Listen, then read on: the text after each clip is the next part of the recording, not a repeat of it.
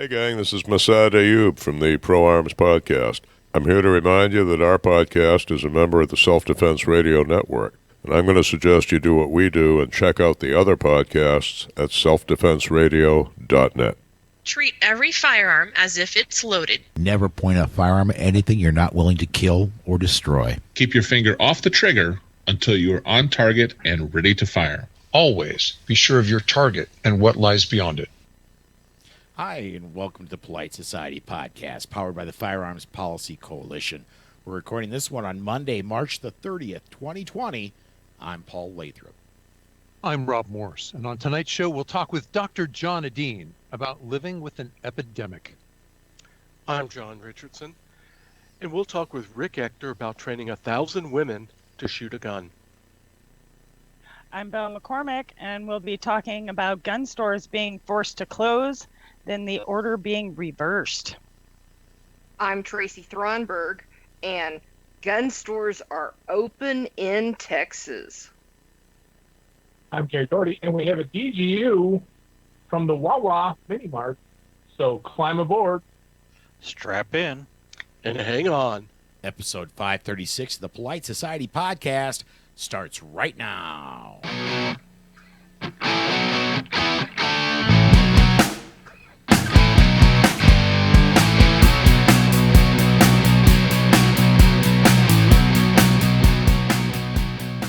Hey, everybody, and welcome back. It's been 2 weeks since we've recorded.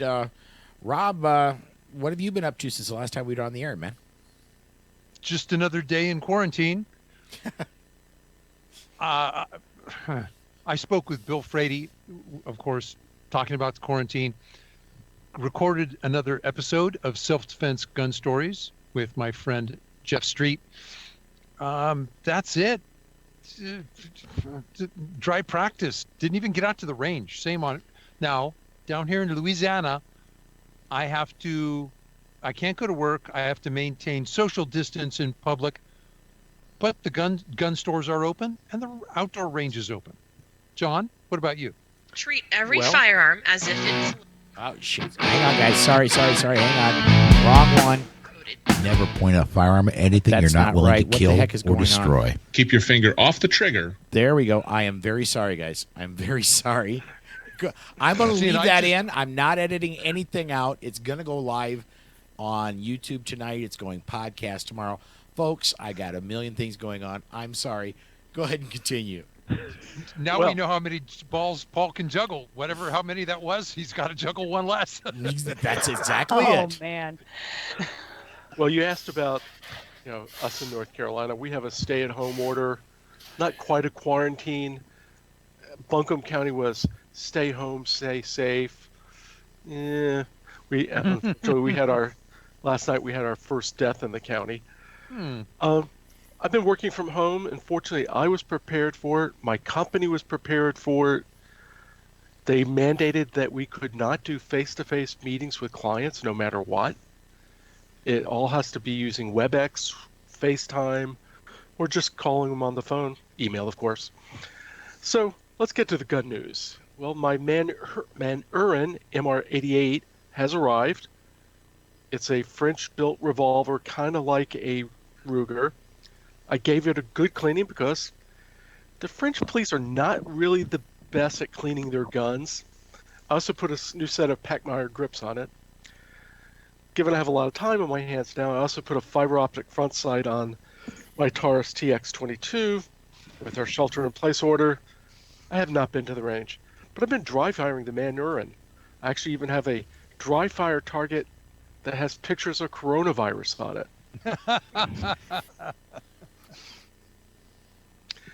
So how are things in Chicagoland, Gary? We are, you know what? My office is set up at home. I work from home. There's lots of crazy stuff going outside, but I haven't changed much. I'm still hiding out in the bunker like I usually am, so I'm good. Amy? Just laying low and staying prepared. I feel like the last 2 weeks, it's only been 2 weeks since this pandemic kind of broke out, I guess, here, but I feel like it's been a month. Does anyone else feel like that? Mm-hmm. unfortunately, I did find out, and this is just yesterday. I found out someone I know passed away from COVID-19 in California. And California, they're going through a really hard time right now. But it's a tough time for my family out there. The person that passed away was not a blood-related family member of mine, my wife's father. So it's kind of been crazy finding that out. But anyway, other than that, not just trying to stay healthy. Tracy, you're up next. Been working at home for the last week. No lessons, no classes. On Saturday, which was the first time I left my home in 8 days, I went out and used my chainsaw and cut down some cedar trees for an archery range expansion at Shady Oaks Gun Range. On Sunday, I got in some live fire training for the Range Master Instructor course, and I got to shoot a MAC-10. I bet you felt like you were in Miami Vice. It was a MAC-10 with a suppressor on it. It was fun. It was very fun. Belle, what's going on with you? Well, let's see. It's been a while since I've been on, but just going back, I guess, to that first couple weeks of March before everything got all crazy, I had stayed on my regular schedule because nothing had really happened yet, and went to California and took a class with Fisher. That was awesome. By the way, I did his shooting and moving and his red dot class. And now, when I came back, you took that red dot class before, right? Mm-hmm. Okay. Yeah, no, that's the second time basically. But the shooting and moving one was definitely different. It was mostly law enforcement in the class. It was really interesting, lots of fun. And when I got back, I mean, things were just barely kind of starting to ramp up, not too much. And we took some minor precautions and just kind of cut our classes off at about 10. And I did an outdoor rifle class where we set everybody up further away and did all of our lecture outside. And right after that was when everything really kind of locked down and we got our stay-in-place order, and I moved my office home. And now I'm just talking to students on the phone, trying to get everybody's training plan moved out a little ways and trying to bide the time till we get to get rolling again. What about you, Grant? What are you doing with your extra time these days? With my extra time? Yeah, well, I'm actually working. So we're working on the molecular and the antibody test where I go every day. So I don't have very much extra time. I did have a list, though, in anticipation of the extra time. So now I have this list, and it's an unfulfilled list. So I spent the weekend just tidying up my office and cleaning guns and the kind of thing that gets onto that kind of a list. One of the things that's caught my eye, Bill, and you might have some insight into this, is there's been a lot of discussion about whether you can safely teach people, particularly beginners, and keep a quote-unquote social distance. So how do you deal with that on the range, or you too, Tracy, or anybody else? Do you still feel the need to be one step away from being able to take control of the gun, or do you back off from that a bit? Well, I know exactly what you're getting at. I've already thought about this, and one of the main things that I want to do if we are able to continue forward cautiously is to probably not do those beginner classes. Unfortunately, that's very tragic, but my concern is taking care of those students who we've already established the rapport with, that have invested training dollars in an entire year worth of training, finding ways to take care of them, because we know we can do that within those social distancing confines. And for now, until we have a clearer picture, I feel like that's the best route for us to take. While it does unfortunately leave some people out, I think one-on-one or maybe one-on-two, you could take care of beginners and maintain the safety and the attention necessary. When you get into the size classes that most of us are generally used to dealing with for beginners, it seems like that closer proximity is pretty hard to do without. Mask up? I don't know. Well, yeah, but I think I tend to be with Belle on this. I think it's better just to leave these classes alone for the time being. We didn't have open ranges in New Jersey anyway until today, but we're going to be talking about that later on. John Edeen, what do you have? Oh, well, let's see. I've been doing a lot of shows. I've been doing a lot of podcasts and radio shows. A couple weeks ago, I shot my first pistol match, which I haven't, I think I did a 3-gun about 10 years ago. And so I went with Bob Main and Ben Branham and went and did a AASA match here in San Antonio. This is before all the SARS thing was really hitting hard. I am working, but at a limited schedule. We're not doing any elective surgery. We're seeing a limited number of patients, the ones that absolutely need to be seen. Routine stuff doesn't happen. And so instead of seeing 35 or 40 patients a day, I may see 6 to 12. And so that's really slowed things down a bit. I've been doing lots of bike riding. I got 4 bike rides in this weekend, Friday, Saturday, Sunday, and Monday, 3 of which with Ben. So I got Ben out there riding too. Very cool. How about you, Dana? What's been up, man? Well, last time we recorded was the first day that I started working from home, and been working at home since then. We've been practicing extreme social distances between my wife and myself during business hours. I'm working on the second floor in the office here, and she's down in the basement making masks for the some of the hospitals in the area that they've requested masks. So she's been doing them and puts a pocket in them so that if they've got the N95 filter, they can put it in there. So she's been busy with that.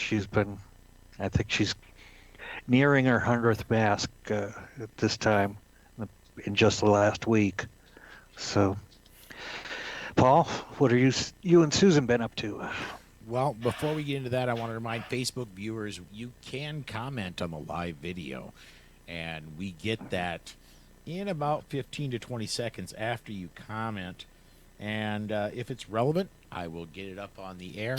I don't look at it constantly, but I do check it every few minutes. If you comment and what you're commenting on has already gone by and we're on a different topic tonight, that's probably not going to be the case because it's going to be probably coronavirus all night long.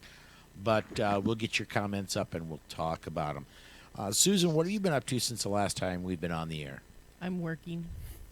Yeah, I get it. I as most people know, I work at a gas station. I'm going through. We're doing Purell everything. I go through a box of about 100 gloves a day by myself, and a bottle of Purell. What size is this? 12 fluid ounces a day. Yeah. So, Purell gloves and 9mm. I'm covered. There you go. There you go. Myself, I made a run out to the East Coast this past week. I leave again tomorrow for a run out to the East Coast. And the biggest effect I've seen myself from this coronavirus thing is, and we'll discuss this a little bit more when we get into our interview segment with Dr. Edeen. I did Chicago. I did downtown Chicago at 68 miles an hour in what should have been rush hour. That's crazy. Yeah, if you'd have told me I was going to be able to do that on a weekday, that's not a holiday, a month ago, I'd have told you lost your mind. There was a total impossibility. But Chicago, Cincinnati, Buffalo, all the big cities on the East Coast, man, they are ghost towns comparatively. Trucks are still there, but all the cars are gone. It's surreal is what it is. Paul, does that make it significantly easier for professional drivers like you? Yes, without a doubt. That's a hope. Good. I mean, I'm having to dig pretty far to find a good news out here, but that is something. John and I talked earlier. When we get into his segment, we've got several points of good news that are coming up out of this.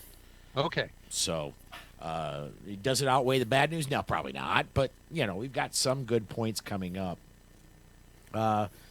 Let's see here. That kind of does it for us as far as... Yes. One of our listeners commented downtown Detroit is the exact same. It's just a ghost town. Yeah. Whew. Yeah. Cornelius commented that. Yeah, thank you.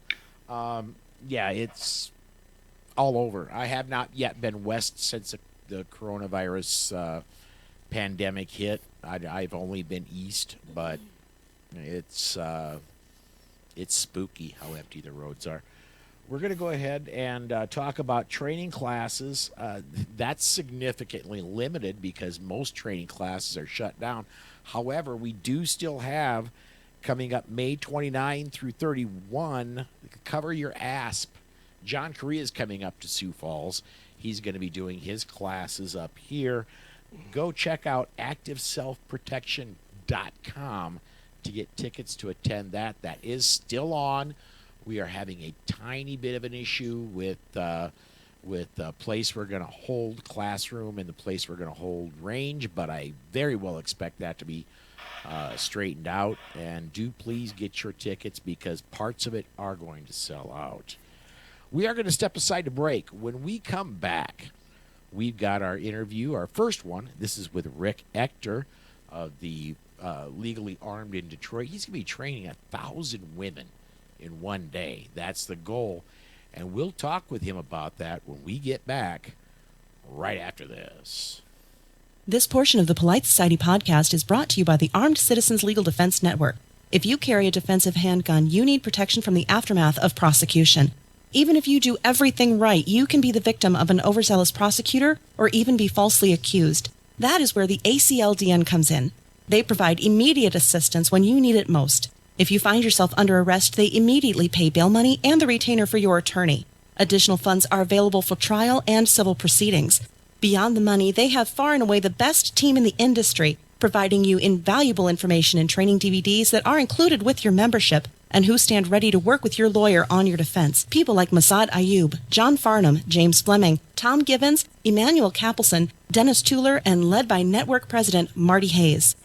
Initial membership is only $135 for your first year, and you get 8 incredible training DVDs and other educational material when you join. If you don't have tens of thousands of dollars to defend yourself at your disposal right now, you need to be a member of the ACLDN. Go to armedcitizensnetwork.org and become a member today. And please mention that you heard about them on the Polite Society podcast. Okay, we are back, and unfortunately, Rick Ector isn't. I tried bringing him in, and he is sending me a message on. He started to type a message on Facebook, and I don't have a Rick Ector to talk to, which is not cool. But I'm going to try one more time. This is again the wonders of live radio. We're gonna. Good thing we already have John here, huh? I know, right? We're going to make one attempt here at trying to call Rick Ector and get him back in and see if... No, not that one. So we're going to scroll down here. See, I got 2 Skype accounts for Rick Ector. And let's see, that's the one I want right there. And add, and let's see. This doesn't work, we're going to go ahead and jump to John Edeen and try Rick Ector again. Once we're nope, we don't have that.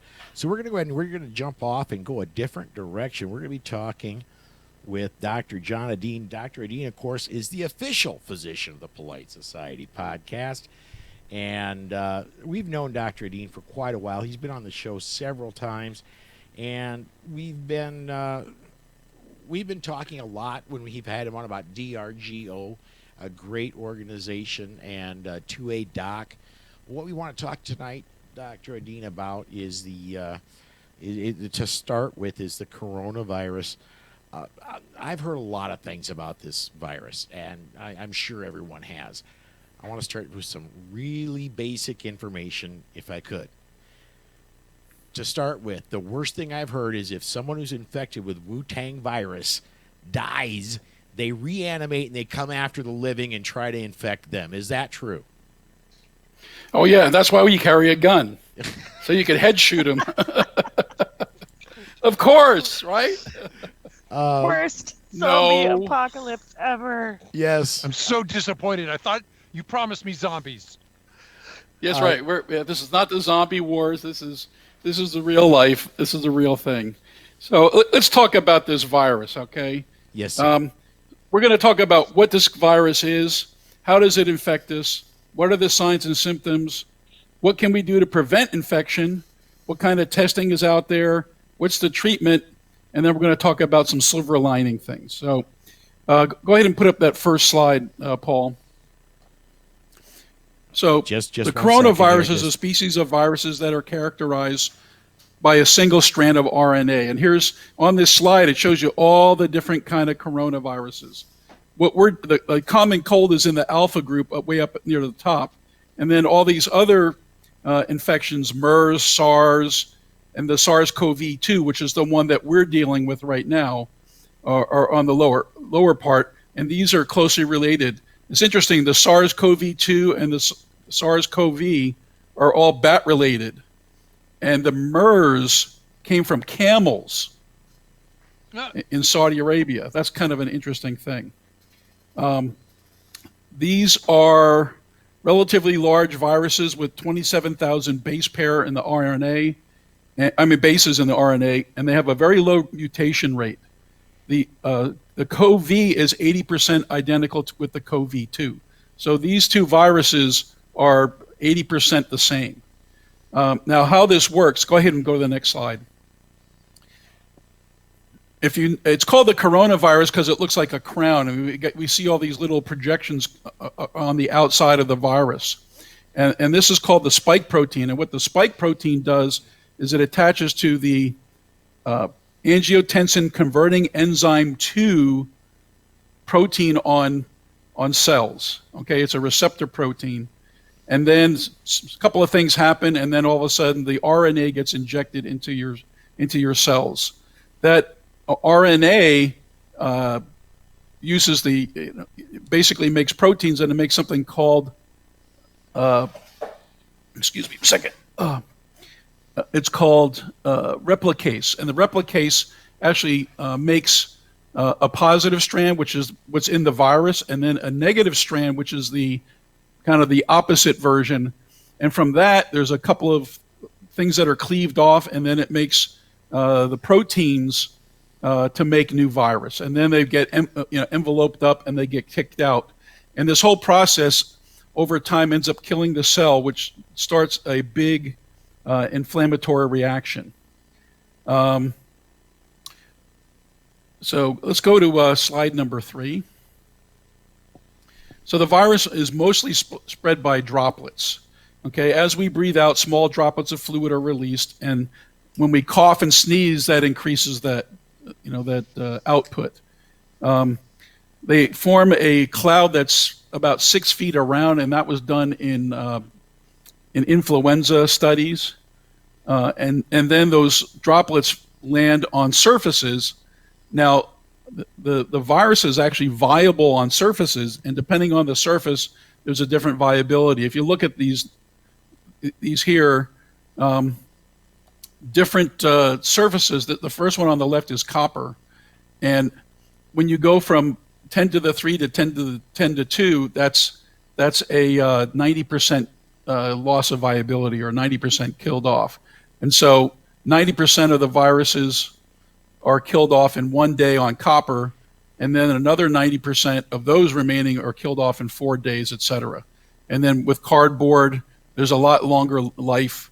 Stainless steel, longer. Plastic is longer. Now, the nice thing is that this virus is actually relatively easy to kill. UV light kills it, and so does increase in temperature, plus all the normal detergents, the soaps and the alcohols and the things that we use to to kill it off. If alcohol kills so it that's off, the I'll first way guarantee that it gets out there. The second way is something called aerosolization, which happens during medical procedures. So like when they put a tube in the throat to help you breathe, or when they're doing bronchoscopy, that actually forces very tiny droplets that have the virus in it that you can breathe in directly and get infected. And then the third way is fecal oral. So if you have somebody who has the virus that's maybe asymptomatic and they don't quite wash their hands, and then they prepare food or they touch a surface that you're going to touch, and then you touch it and get the stuff in your mouth or in your eyes, then you get the virus. And so those are the three things. Now, this is why hand washing with warm soap and water for like 20 seconds or using the hand sanitizers are very, very important. And then cleaning surfaces with soap, bleach, alcohol, or other disinfectants help decrease the transmission of the virus.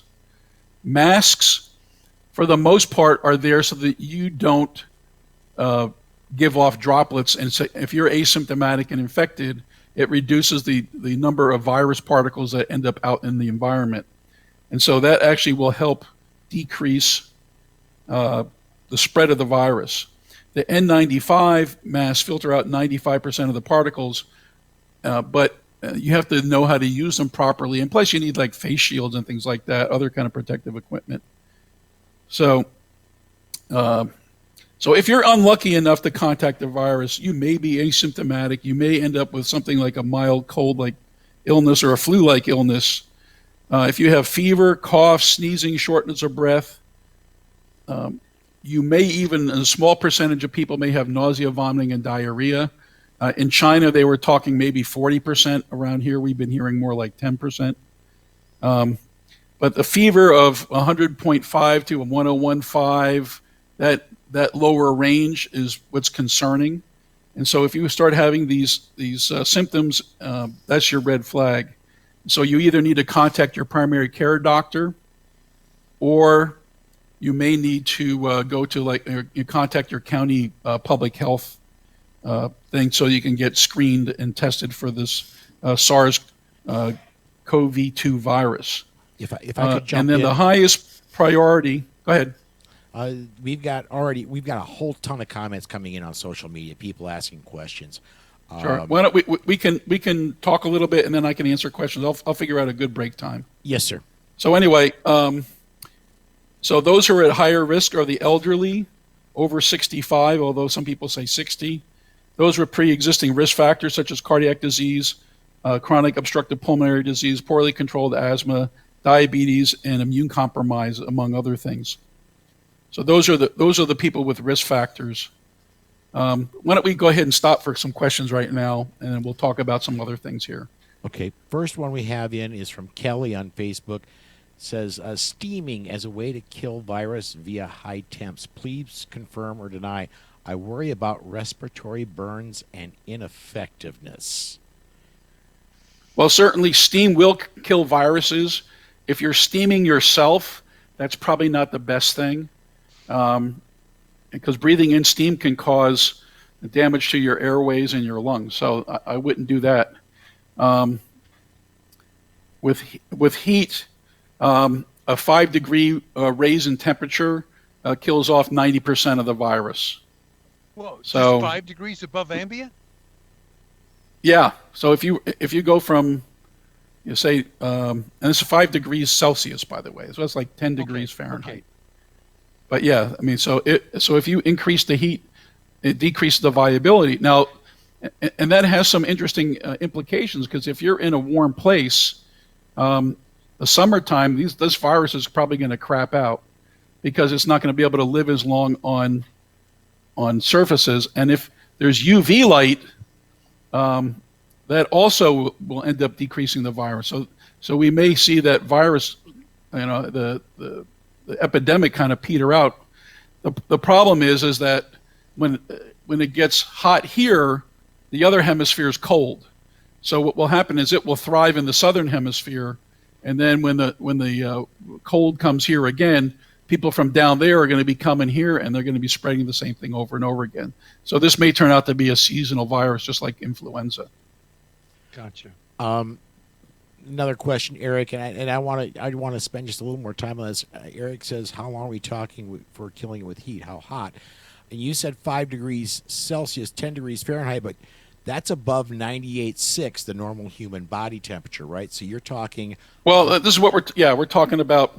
But if you have say if you just have it at a room temperature, if you raise the temperature 10 degrees, that will decrease the viability of the virus that's sitting on a surface. Okay. And so if you do it another 10 degrees, that's another 90% will go. So you go, and that's, see, if you notice on the slide, these are all logarithmic scales. And so each box is 90% kill. So 90% less virus. Okay.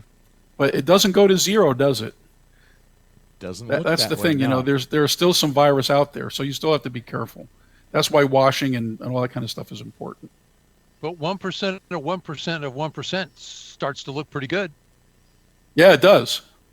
Yeah, and no, it won't adjust to the warmer temps because it's a function of the envelope of the virus that doesn't survive. That's the thing. And so as it gets warmer, those envelopes degrade and they can't infect the human cells as easily. So, any other questions? That's what we have on Facebook for right now. I do have a question myself. Excuse me. Can you turn your volume up a little bit, Paul? I can barely hear to you. Yes, I can. I can do that, and it should help. Oh yeah, and by the way, these slides are from Michael Lin, MD, PhD from Stanford. By the way, I didn't do these myself, so I want to give him credit for that. And he did it on a nice video. He explained this, so that's where we got some of this data from. What I want to get into next is the let's say treatment. We talked earlier today. There are no absolute cures for viruses, but there are I think they're called antiretroviral drugs. Ever since the AIDS epidemic came about in the late 80s, early 90s, they've been working on ways to kill and stop the effectiveness of viruses. Where are we at with this particular virus? Okay, so there are actually several treatments. First of all, let's talk about something important. That's testing. Okay, one of the reasons why we're getting hosed right now is because there was a problem with early testing. There were some bad tests that were out there, and we didn't get enough people tested. And so this is why everybody ended up having to shelter in place.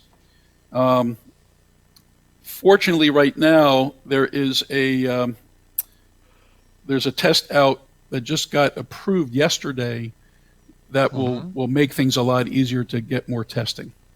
So let's talk about some of the treatments. Okay, the first treatment for this is kind of the standard ventilatory support of the pneumonia that you get with this virus. Okay, it makes you eventually your lungs kind of fill up with fluid and they become less pliant, and so that's the first thing. And then there is a class of drugs that were initially developed for malaria, and that's chloroquine and hydroxychloroquine. And hydroxychloroquine is actually used in arthritis as well, and it's actually effective against certain forms of arthritis. I've even taken hydroxychloroquine for arthritis. And so they may have some effect. They interfere by making the endosomes in the cell membranes more alkaline because it requires an acidic environment for that virus to get into your cells. And then also it may actually block the receptor that the spike protein, the ACE2 inhibitor or ACE2 receptor in the cells, it blocks that. And so we've seen that in vivo. They haven't done it. I mean, in vitro, they haven't done it in big studies except for the one that we're talking about here shortly. And then there is another study done where they combine the hydroxychloroquine and zithromax, and that's what this graph is. Okay, the black line is the controls, the blue line is hydroxychloroquine, and the green line is hydroxychloroquine and zithromax. And so what it does is it shows that by day 5, 100% of the patients basically didn't have virus. Whereas with the hydroxychloroquine alone, about half of them were virus-free, and the controls were about somewhere around 80%. Still had virus. So now there's some controversy with this because some of the controls dropped out, and it's a relatively small study, but I think it gives you an idea of what the potential is. And so they're actually doing studies right now in New York using these protocols. And so, if we can get that going, that would be good. Now, the problem with both of these drugs is they can prolong what's called the QT interval on your EKG, and that can actually cause a significant and life-threatening arrhythmia. And so it may not be a bad idea to get an electrocardiogram to make sure you don't have a prolonged QT interval to start with. And some people on this may need to be monitored. So it's not entirely safe. No drug is safe.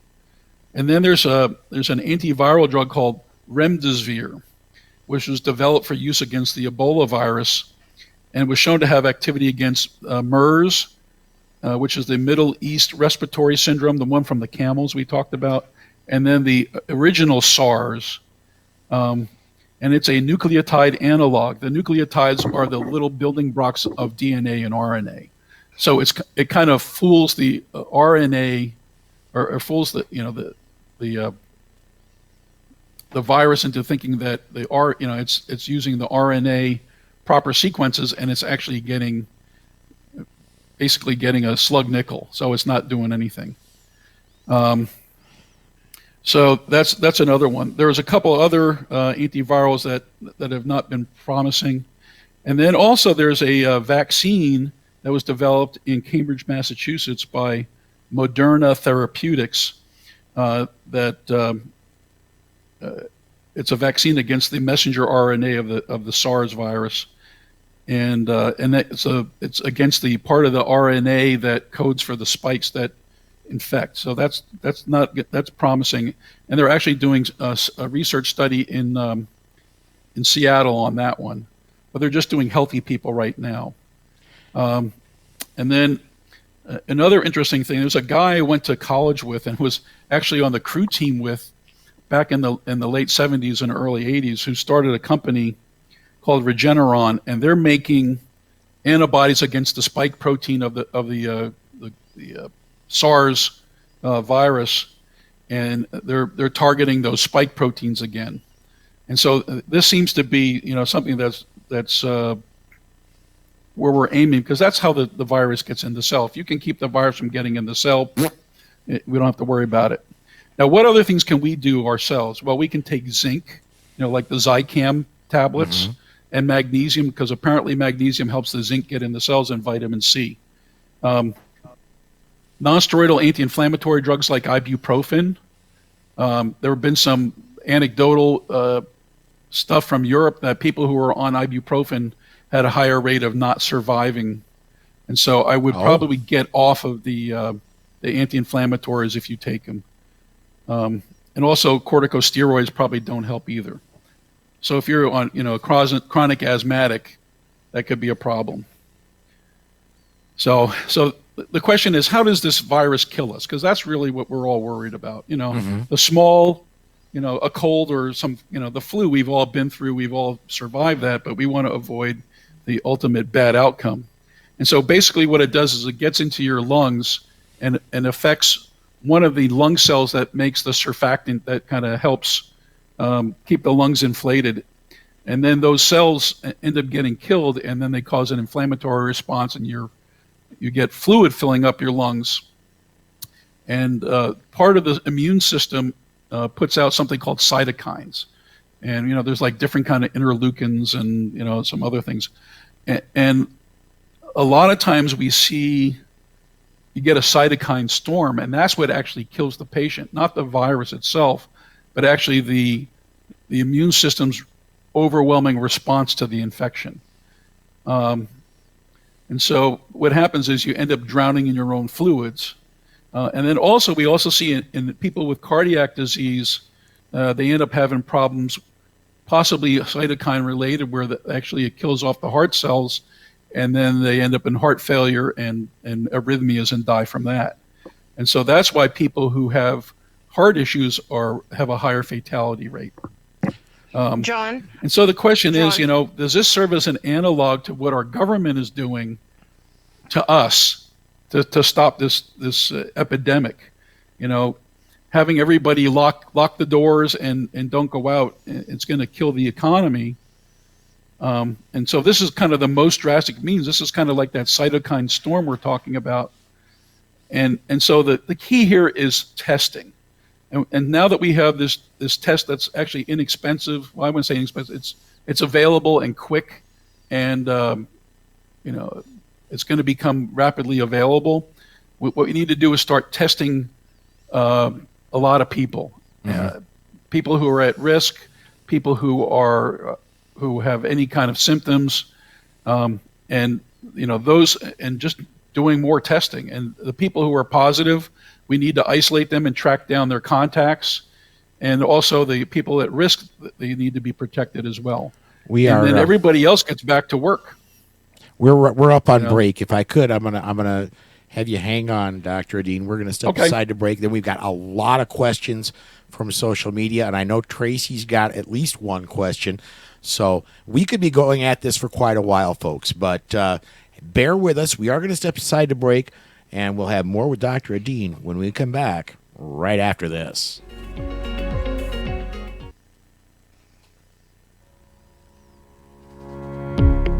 This portion of the Polite Society podcast is brought to you by The Complete Combatant.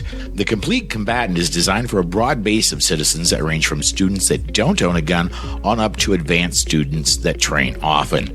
The Complete Combatant offers several different courses that build upon each other, from avoidance, using verbal commands, and preparing for contact, lethal versus non-lethal decisions, your 911 call, interacting with the police, to even dealing with the legal system in the aftermath. The Complete Combatant courses are a layered approach for all levels of experience that will walk you through all the many stages of decisions while developing a game plan tailored to your skills and your everyday carry. Please visit www.thecompletecombatant.com and make sure you mention this ad to receive 15% off. Again, that's www.thecompletecombatant.com and mention the ad for 15% off.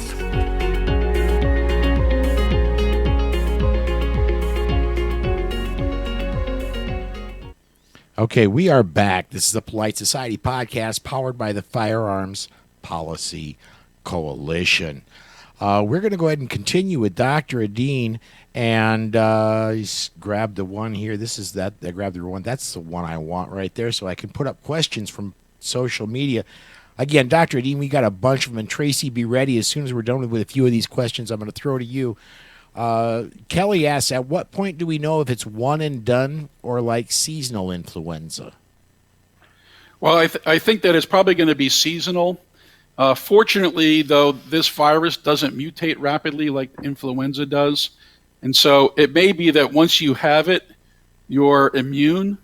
And so maybe over time it'll burn out. Kind of like, SARS kind of did the same thing, didn't it? And it was there and then it kind of burnt out. And so maybe that's what we're dealing with. So if and the next question is, the virus is introduced to your system, the symptoms run their course, do you still carry it? Actually, they're finding that there's virus in the stool for a prolonged period of time. So you may still be carrying it.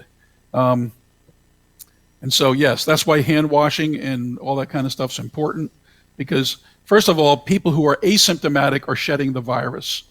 Also, they've seen a lot of people who are asymptomatic still have CT scan abnormalities that look like fluid in the lungs, although just a small amount. So even if you're asymptomatic, you may still have pulmonary issues that you don't know about, and you may still be sick, and you're going to be shedding virus. And Kelly again said, we have a friend on a ventilator now given the new combo, and it appears to be working for him. So there's anecdotal evidence that right. That and there have been several people with both the remdesivir and also the chloroquine and the azithromycin. And so, yes, I think that if you get it early enough, before you end up with all the cytokines and the secondary stuff, I think there's a good chance that it will cure you, and that your body will be able to get on top of it and be able to clear it. And so the whole idea is to keep that cytokine storm from happening, and you're letting your immune system go totally wacky and kill you off, because that's how this thing really kills people. It's your immune system goes nuts. I'm going to go ahead and open it up to my staff. Facebook viewers, great questions. Keep them coming. I will pop in the relevant comments as I can. But Tracy, you had a question you were ready to go with before the break. I did. So, John, you were talking about cytokine storms and pulmonary edema in cardiac patients, and how that can trigger heart failure, which can, cascade of other things. Are we talking about a systolic heart failure where your heart's not pumping enough? Or stuff that's not going to respond to being shocked. Okay. Basically, what happens is you get cardiac muscle death. You get basically pump failure, and then you get electrical failure, and that's the kind of stuff that you can't shock back. No amount of drugs are going to, once you get all that cell death, it ain't going to work. And you're going to get renal complications, and you just, die. Right. And, you can get liver, renal. There's a lot of other organ systems. You end up getting total organ failure, and that's how these people die, unfortunately. Right. So this is Grant here. Can I just interject one or two little comments? Well, there was a huge amount for most people to unpack in what you were talking about, John, and it was good that you were able to cover it so efficiently, I thought. But let's remember that the vast majority of people who are severely affected by this virus are relatively old and likely to have existing comorbidities, right? So the conditions you're describing, for example, in cardiac patients, they already have to have an existing cardiac condition before they're likely to suffer the kind of cardiac death that you and Tracy were just talking about, right? Unless they've got concomitant other illnesses like, COPD, emphysema, things like that. Right, but again, those are comorbidities. They're not.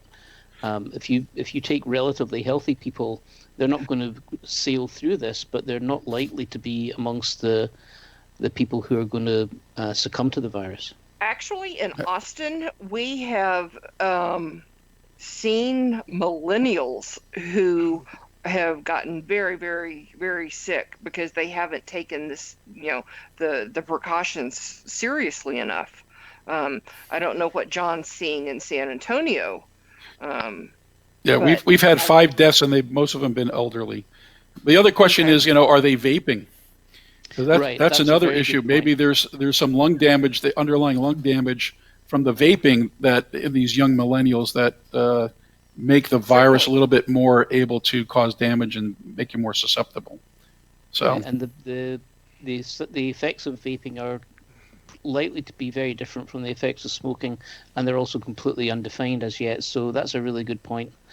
The other thing is you talked about the importance of hand washing, and it's important for people to remember that they don't need to have special soap with quote-unquote bactericidal or antimicrobial components. Just regular soap will dissolve the lipid, the fatty layer that's on the outside of the virus, and that will make the very sensitive interior contents of the virus particles exposed and easy to destroy. So regular soap and water is completely fine for people. The more important thing is that they wash their hands for the appropriate amount of time and remember to wash each individual finger. Yeah, and I can't stress enough that how fragile the virus is to all these agents that we use. But also how resilient it is if just left on a surface. It'll last for days. So cleaning surfaces is also important. we clean in our office. We clean surfaces, several times a day now, and I wash hands before and after going in the room to see a patient. I'm not wearing gloves, but we are wearing masks because we don't want to, if we do have a virus that we're harboring and we're asymptomatic, we don't want to pass it on to our some of our kids who are at high risk, cerebral palsy kids with pulmonary issues and things like that. Those are the kind of kids that I see. And so wearing a mask doesn't protect you from the virus, but it protects other people from you spreading the virus because those droplets are absorbed on the mask. On Facebook, Kelly asks, how flat does the curve need to be before distancing efforts can be lifted? That's a difficult question. And, really when you look at the numbers, there's one number that we don't know, and that's the denominator, because we don't know who's been exposed to the virus, who's had it and killed it off, and who is still susceptible. There was a cruise ship back in February. It's called the Diamond Princess. It's a Princess cruise line that had 3,700 people on board, and one person had the coronavirus. And you would think that everybody on that ship would get infected, right? If you're sitting on a ship for 2 weeks, but only 17% of the people got infected, and half of those were asymptomatic, and only 8 people died, and they were all elderly with people with comorbidities. And so the death rate was like 0.2%. That's kind of an interesting number, right? The influenza is 0.1% of fatality rate.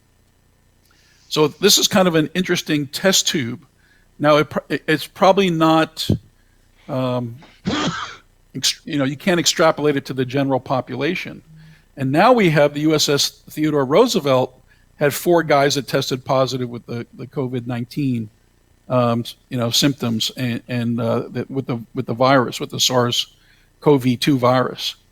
And so they're going to divert to Guam, and they're going to test everybody on board.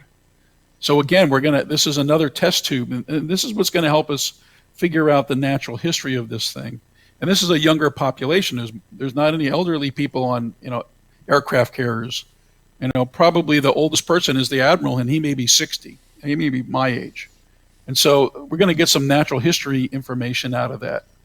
And as I said, one of the strategies is to do more testing and then start isolating people who are testing, virus positive. And then sooner or later, we're going to have antibody tests that test if you have IgM or IgG. IgM is the acute antibody that we make against the virus, and then IgG is the more chronic, kind of the immunity, antibody. So if you had it remotely, you'll have an IgG antibody. But since this is a new virus, nobody has IgG. Everybody's going to have IgM, at least to start with. And so these are things that we're going to be looking at. And so we'll be able to tell who's had the virus, who has the virus, and who's immune from the virus. And we can get those people back to work.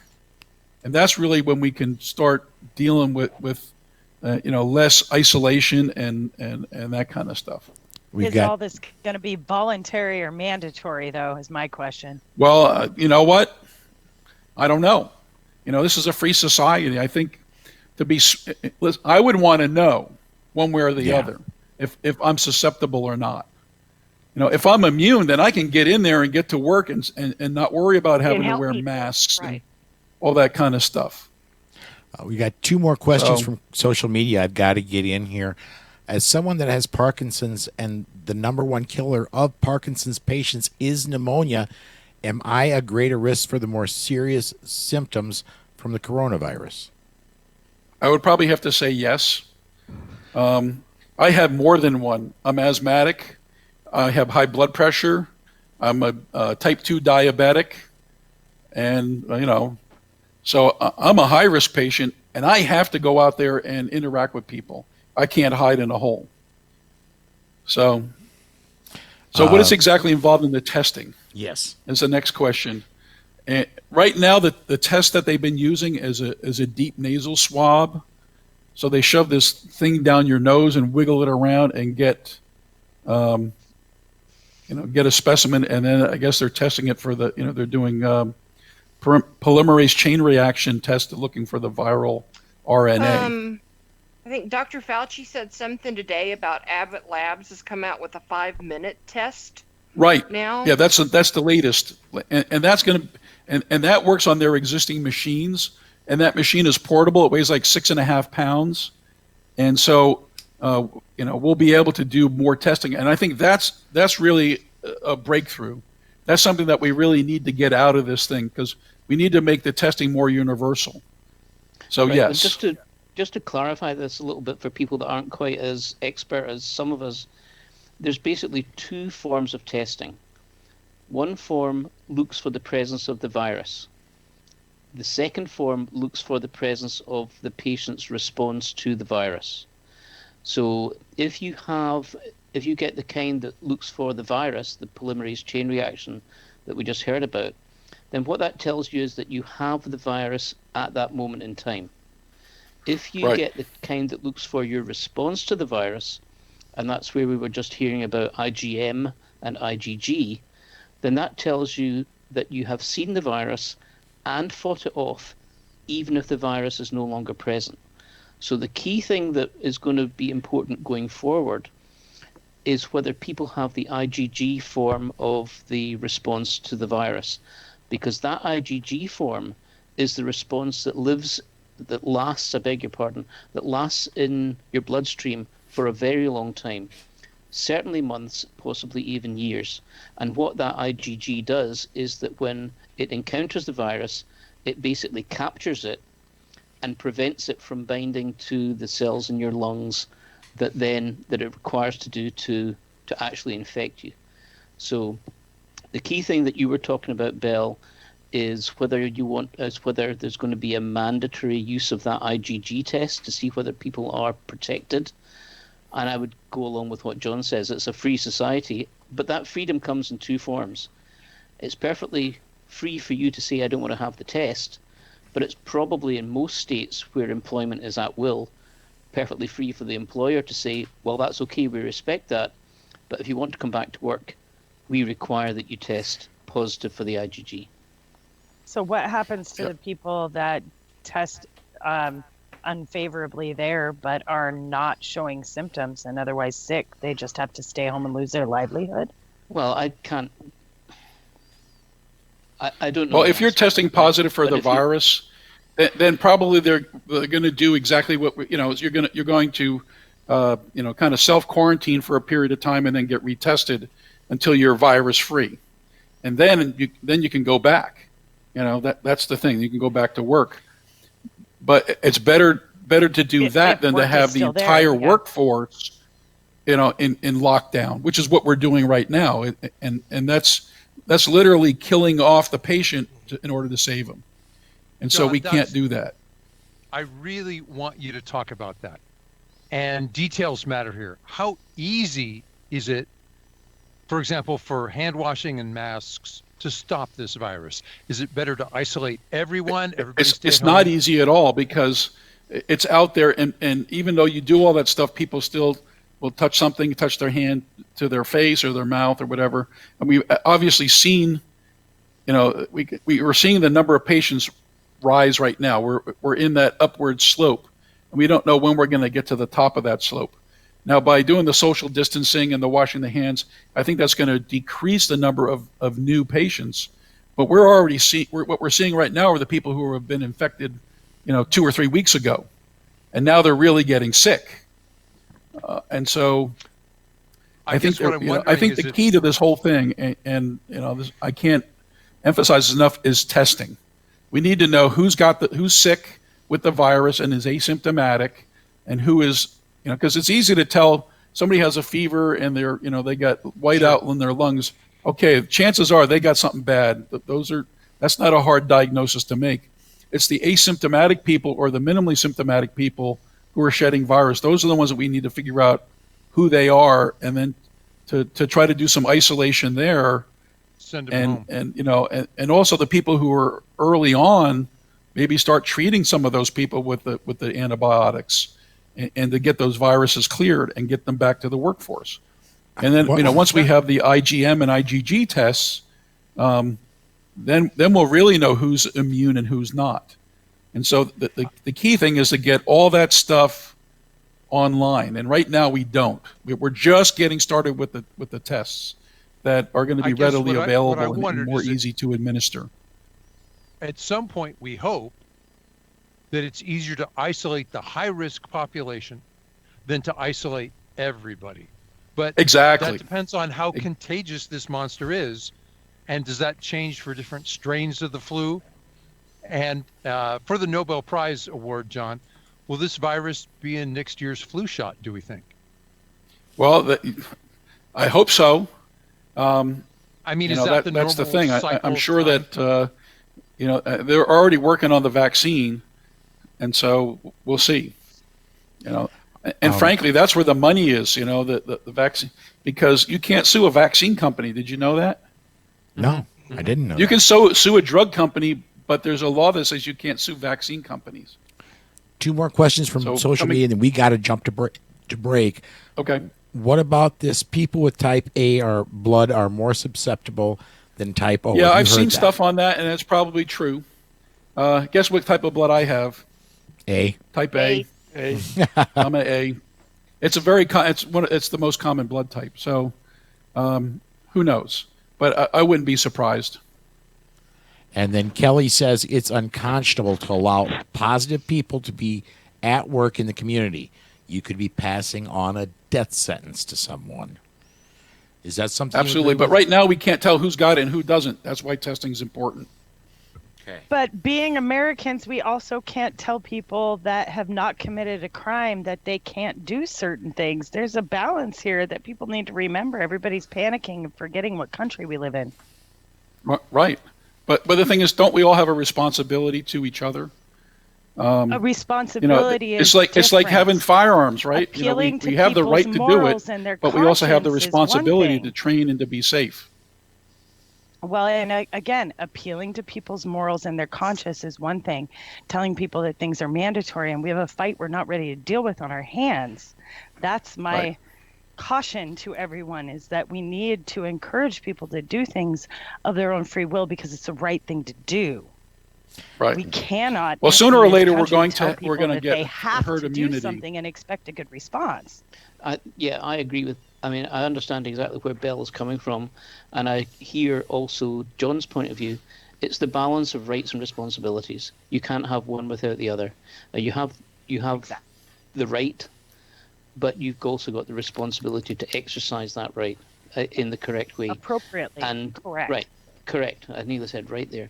And so it's just going to be dependent upon what every individual wants to do. We see people paying attention to the social distancing recommendations and executive orders, and then we see other people continuing to have large wedding parties and getting busted by the police for it. Well, and how did we used to change people's actions inside a community? There was public shaming, and people would talk to them privately and encourage them to change their actions and talk to them about the morality and the responsibility. We didn't impose restrictions that pulled in people who are not necessarily doing anything wrong, forced people to do things against their will, etc. There's a method to this that needs to be maintained, and that's why baiting the panic is so important. Right. Well, we saw that event in Maine recently, right, where people got together and cut down a tree in front of somebody's driveway to stop them from leaving their house. Yes. So it's a little weird. That's a bit extreme. Sorry, John. Sorry, Rob. What Grant and you guys came up with a very interesting test. John is saying, if you don't know if you're infected, respect your fellow citizens who may be at risk and minimize your contact. Yeah. To paraphrase Bell's point of view, Bell, you didn't say this. I'm putting words in your mouth. I know it. Bell saying, right, go for it. Hey, if you can't prove I'm infected, I don't have to do anything. Obviously, a responsible attitude is somewhere between. I appreciate that. Yeah. We are way late on break. We gotta go to break. We're gonna try, when we come back, I'm gonna try to bring Rick Ector in again. Failing that, if that doesn't work, we'll do one more segment with Dr. Edeen talking about coronavirus. And then guess what? The news is all about coronavirus. So we're not done with this yet. But we are going to step aside to break, and we'll get into something when we get back right after this. This portion of the Polite Society podcast is brought to you by Concealment Solutions. Jason Christensen makes the most comfortable inside the waistband holster on the market, bar none. The Black Mamba. Some of the other products offered are the Sidewinder outside the waistband holster and Python gun belts. Every product that Concealment Solutions makes has unsurpassed craftsmanship that shows in the fit and finish of the product. Visit concealmentsolutions.com to view all of the products available, and you can get 10% off your order when you enter the promo code POLITICS in the promo code box at checkout. That's concealmentsolutions.com. And we are still waiting. There he is. As we come back from break, Mr. Rick Ector of the Legally Armed in Detroit. Can we do that? Can we just say Legally Armed in Detroit website? Rick Ector joins us. Thank you for joining us, man. Hey, man, thanks for having me. We've spent the last about 40 minutes talking coronavirus, and we'll be getting back to that in a little bit. But It's hard to stay away from that topic. I'm telling you, man. I am telling you, there's so many different angles to take on that story. You should have listened to the last 40 minutes. But what from conspiracy theories to, it runs the whole gamut, man. I mean, it just depends on what part of the pool you're in and how bashful you are about expressing yourself. Yeah. Well, what I wanted to talk to you about tonight, over the past several years, at least 3 years, I know you've been doing this, is that... This will be my 9th year. This will be 9th year. Okay. 3rd year I've been aware. 3rd year I've been aware of it. 9th year total. You have been 1 day a year. You've been training a large group of ladies in the Detroit area. And this year you've got a goal that I am absolutely, I am in awe of this. Your goal this year is to train 1,000 women in one day. That is it, man. What kind of let's start with this. What kind of training are you going to be giving to these 1,000 ladies? And this is coming up in a couple months. Yeah, it's coming up on the Sunday after Mother's Day. Mother's Day is on the 10th, so we're talking about the 17th. Okay. 1,000 women in one day. It consists of a range debriefing. And then right after that, we bring them one-on-one with the firearms instructor, and they shoot 21 rounds of 9mm ammo at a target. So this is basically an introduction to handgun kind of thing? It's an introduction to firearm safety and discharging a handgun. With everything that's been going on before this coronavirus thing that we're into, women have always been... the prize target of bad guys. And so now when you look at those who are holding out for, I guess, law enforcement to save them, which has always been an interesting tactic, now we're having, scores of police officers who are coming down with COVID or, coronavirus or whatever you want to call it. And, man, our police departments are being compromised, especially here in Detroit, man. Our chief of police has been diagnosed with COVID, man. That's crazy. One of the items we're going to be talking about in the news segment coming up. There are 700 police officers just in the state of New Jersey that have tested positive, and another 700 that are on mandatory home quarantine. Yeah, I mean it's crazy, man. But here's the thing. If we can just step aside from this whole COVID virus thing, man, and just look at personal protection in of itself for itself,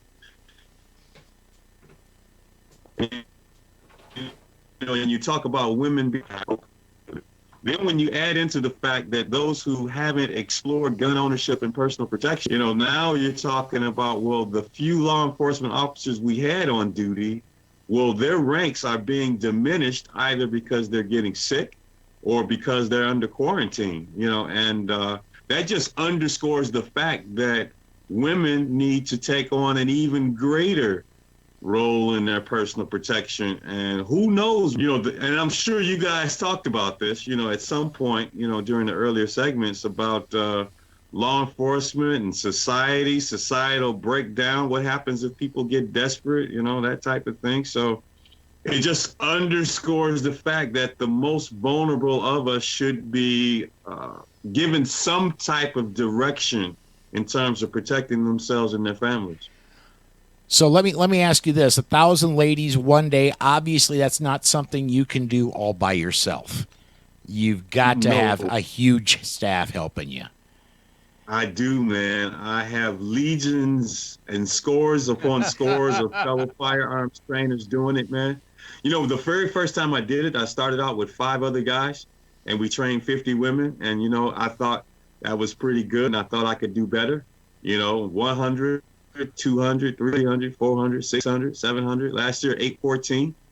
And, there have been changes to the process along the way, man. I'm a industrial engineer systems guy by education, right? So you just have to re-engineer the process. Instead of everyone showing up at once, now I have them coming in shifts and waves. And, instructors, I have... through the networking that I've done over the years, I went from a handful of instructors to I'll probably have about 100 firearms instructors on duty that day. That's awesome. That's absolutely awesome. We have a comment coming in off social media. Eric says, panic aside, people are seeing the need to step up and take responsibility for their own safety. I like that people are seeing the need. Well, the need has always been there. One, I'm in an urban environment, one that's always been tough. Ever since I was a kid, and you see all this gray on me, man, that was a long time ago. You look pretty good for a guy who's only 27. Yeah, I look exactly. pretty good for an old man. I know. I work hard at it, man. And you know what? And I'm trying to, get even better at it. But you know what? I'm way overdue for a haircut and a shave. I'm on lockdown. I'm being a good guy, and I'm following the rules, and I'm not sneaking out. Exposing myself to coming down with COVID. But you just do the best you can, man. Just take care of yourself. Good living. Eat well. There you go. Rick, you say you've got about 100 trainers coming in. You looking for any other help on that day? Look, I turned down no assistance. It would be foolhardy of me to say, you know what? I have all the help I need, don't need anyone else. I'm a realist, man. I've been doing this for years. Anything can happen. Murphy, old man Murphy, Murphy's Law, he's my best friend, man. Well, I'm just north of you in Centerline, so I'll be happy to come down and pitch in wherever I can. Man, look, let me tell you, there'll be a spot for you. If you're trained firearms instructor, you will be training either a newbie, but confident, woman one-on-one in the booth, or you'll be help organizing the traffic flow or passing out literature or doing inline demonstrations with training guns. Me and the committee, we're hard at work at stream and trying to increase the throughput. As a matter of fact, just last night we had a 1-hour meeting over the internet. God bless the internet, if that thing ever goes down. But we were just going over some of the things that we can do to streamline the process, add more value, and make sure that we can process as many as possibly and safely. Neil on social media says, hey, Rick, of these 1,000 women, how many are brand new versus those that have shot or even currently own a gun? It's a mix, man. There are some women who are going to be here who've never seen a gun in real life, never touched one, but are curious and don't know who to ask, and don't want to commit the social faux pas of asking the wrong person to go to the gun range or ask them about guns. Then you got people who bought a gun and, man, they haven't shot it. They just look at it on the shelf and go, man, that thing is amazing. One day maybe I should pick it up and try it. And then you have some people that shot a gun in their class, and I'm not going to talk about disparagingly about some of the disparities we have in training, but maybe after that initial training session, they don't feel comfortable going back by themselves. They don't have someone to go with. Then you have people who come every year to this event. Then you have women who are like, man, they're like top of the class, like top 5%. They have a gun and they practice, every month they pump 100 rounds down range. But here's the thing. I don't care what your experience level is. You're a woman.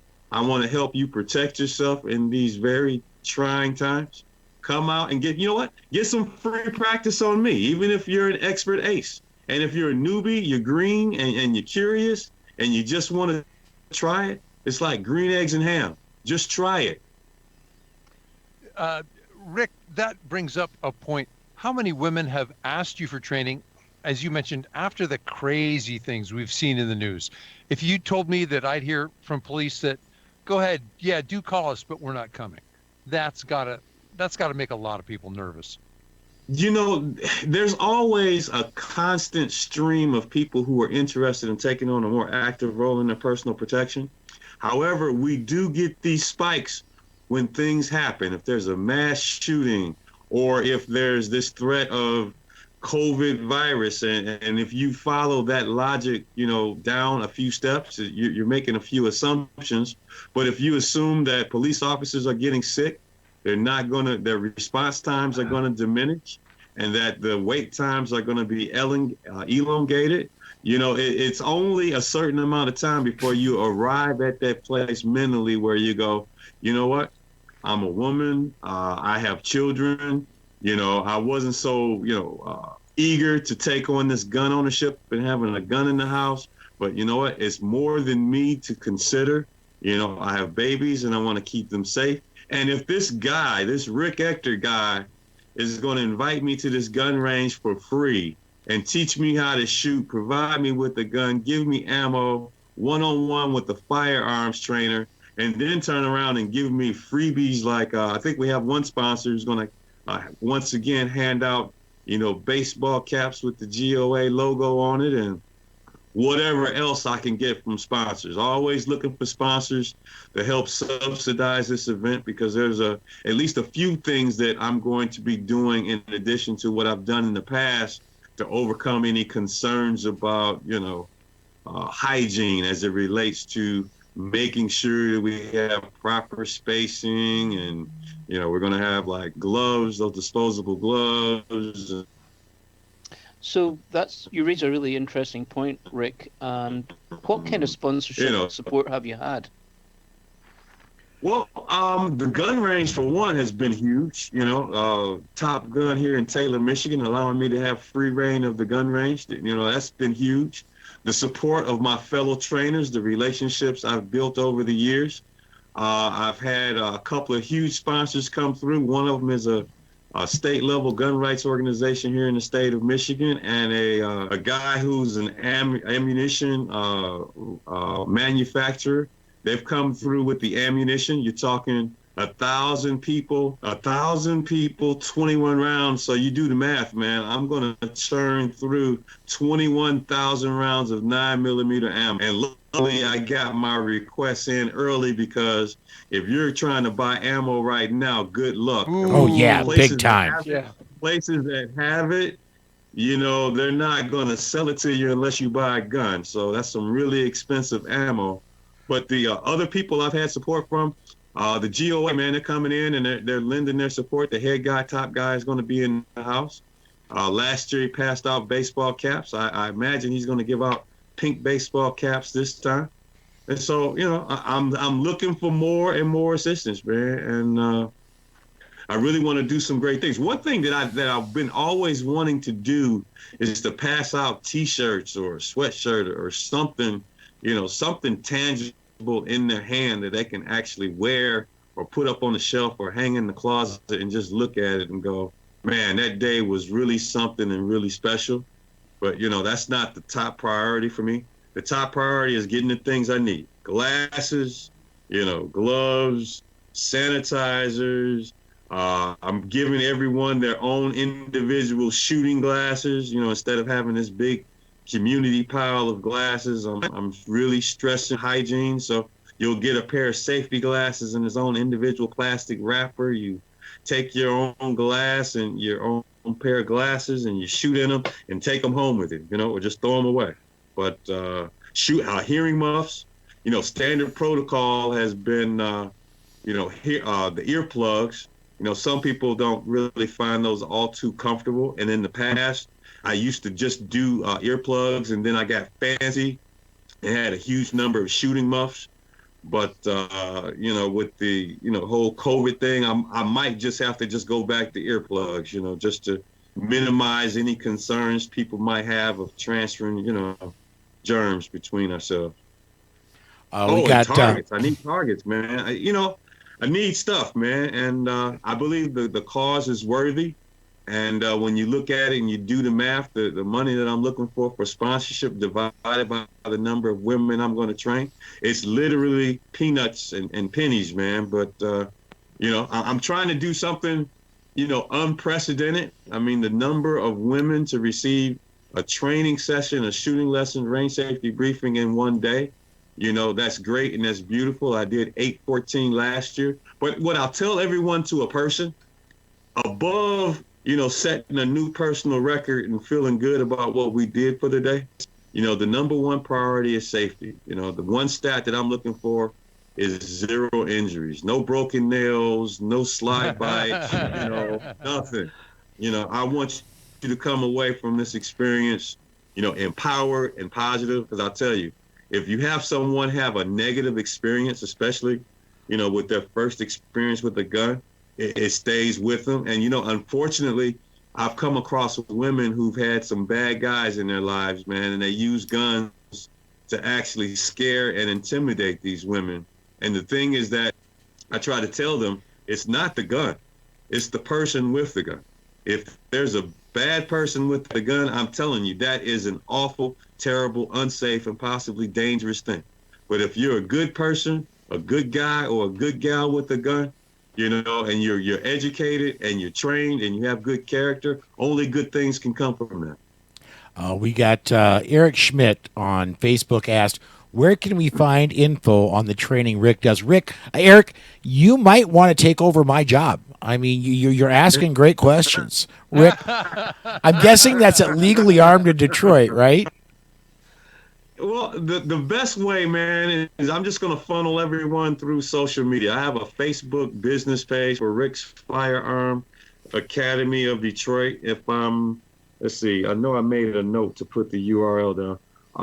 It's facebook.com/Michigan CCW. Let me double check that to be on the safe side. But it's Rick's Firearm Academy of Detroit over on Facebook. Let me double check this URL. I made a note to double check it, but you know what?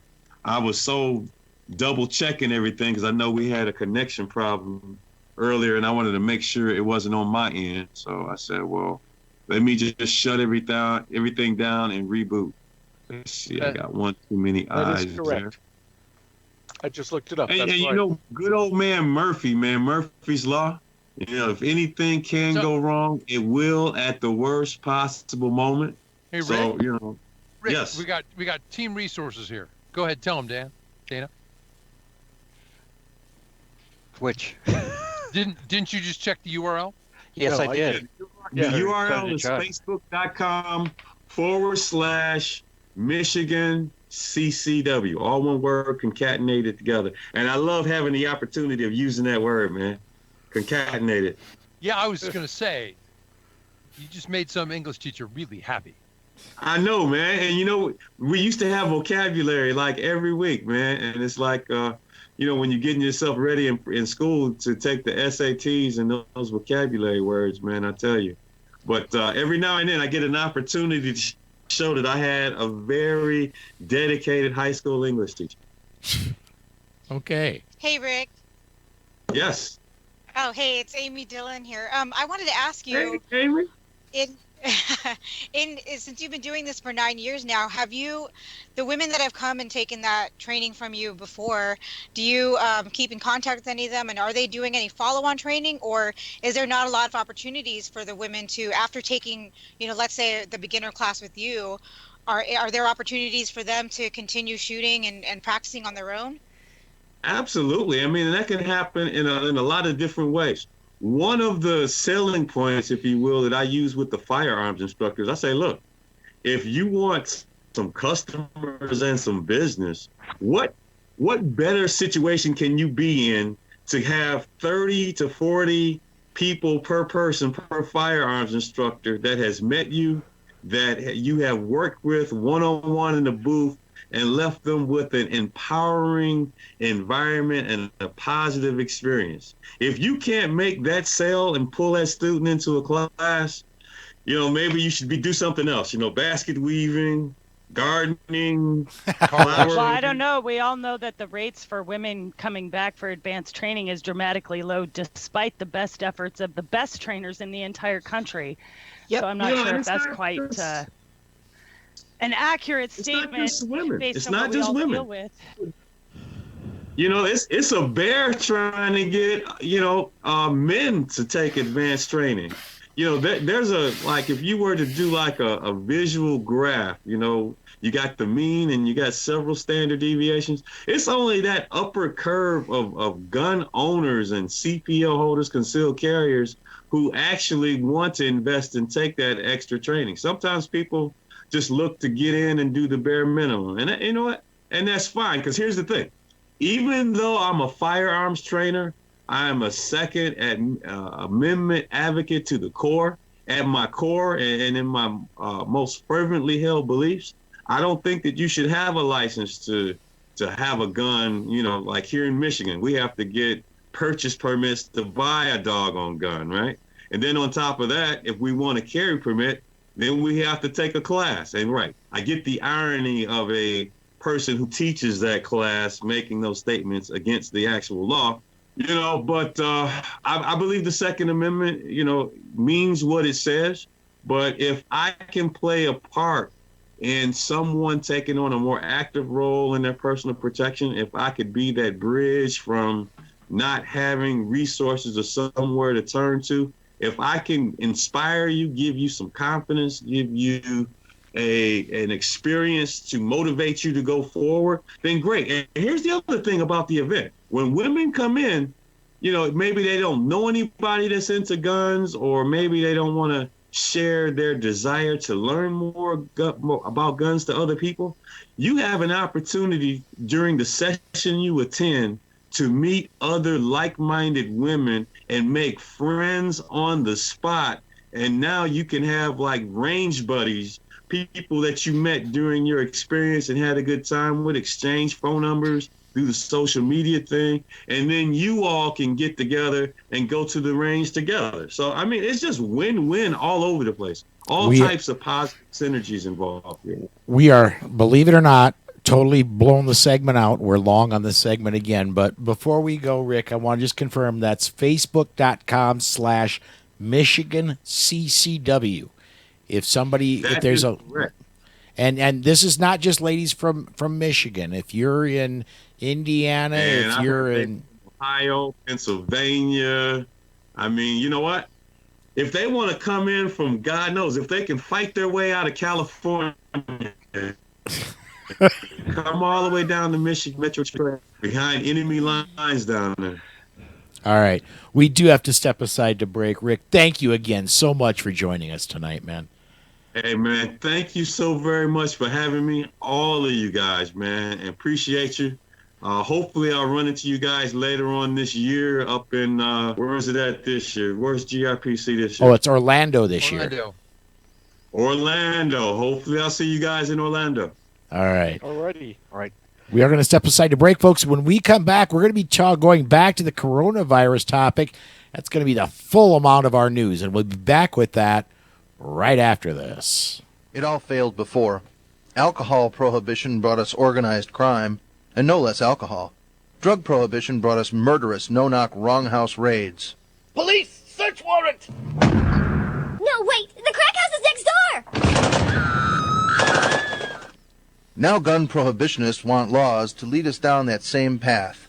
Don't Americans ever learn? Just ask yourself, isn't government the only beneficiary of police-state policies? Brought to you by Jews for the Preservation of Firearms Ownership. Information available at jpfo.org. Hey, and welcome back to the Polite Society podcast, powered by the Firearms Policy Coalition. This is our news segment, and it should be no big surprise. Everything in the news segment has one thing or another to do with the coronavirus. We are, 14 days into the panic buying where nobody's had toilet paper and nobody can get the hand disinfectant from the stores. They've all been gone. But as I mentioned earlier, 700 New Jersey, and New Jersey is one of the most restrictive states in the nation. And they're the big push of, don't worry about it. If you have a problem, just call the police. The police will come help. Well, with 1,400 police officers either positive for coronavirus or in quarantine, that's a huge hit on their departments. They're spread extremely thin. I think it's going to get thinner. What do you guys say? We're going to just kind of do free-form news tonight, folks. It's whatever anybody wants to talk about as far as news. I'm going to go ahead and bring everybody up on screen here so that everybody can have a chance. Now more than ever, folks, you're on your own. The police may or may not be able to help you. Who wants to jump in? Well, and don't forget they're emptying the jails. Yes. Yeah. Yeah. Mm-hmm. And Not reducing in bail. Texas. Thank you, Tracy. Sorry. Oh, I love it. Grant, jump in before somebody talks over you So like what me. was interesting today was that it came out that 700 police officers was a, quote, overstatement, unquote, by the New Jersey State Police. It was something like 156. But nonetheless, the point is there, as it's inevitable that police officers and first responders will begin to become infected with this, and then they'll be required to self-quarantine themselves. So it is really important that people understand the whole, whatever their concept of being their own first responder is for themselves and their family, then they begin to think about that and understand it and think about how they're going to make that work in their home or in their workplace or wherever it is that they happen to be. I think this is a matter of degree, because you were always on your own. Oh, something changed suddenly. Look, it's 700 police officers corrected, 130. That's an abrupt change, but it's not that long in perspective. But I think it was enough of a jolt to change many people's perspective to realize something that was true all along. The police will get there after you survive an attack. Right, and that may well turn out to be one of the long-term benefits in places like New Jersey and California, where there's a large government presence in everyone's lives, that when the chips are actually down, that presence isn't there, and they need to develop the resources to be able to deal without them in the way that they see fit. Yeah. Yeah, I agree. Yeah, silver lining. Like Rick said, 556 police officers in Detroit are quarantined right now, including Chief James Craig, who tested positive for COVID, a dispatcher for the department, and the head of the homicide department has died from the virus. Wow. So, and I read something earlier today that the suspected way that they all got exposed was they had a pancake breakfast about 2 weeks ago. Whoa, jeez. So yeah, go ahead, Greg. Sorry, in New Jersey, there's no question that they will be getting infected by having to go to break-up parties that are being held by people who are not paying attention to the self-distancing regulations. Right. People need to really get their act together with some of this stuff. Did anyone see the photograph that was posted today of all the people in New York gathering together on the quay to welcome the naval ship Comfort? I mean, not getting the point, right? No kidding.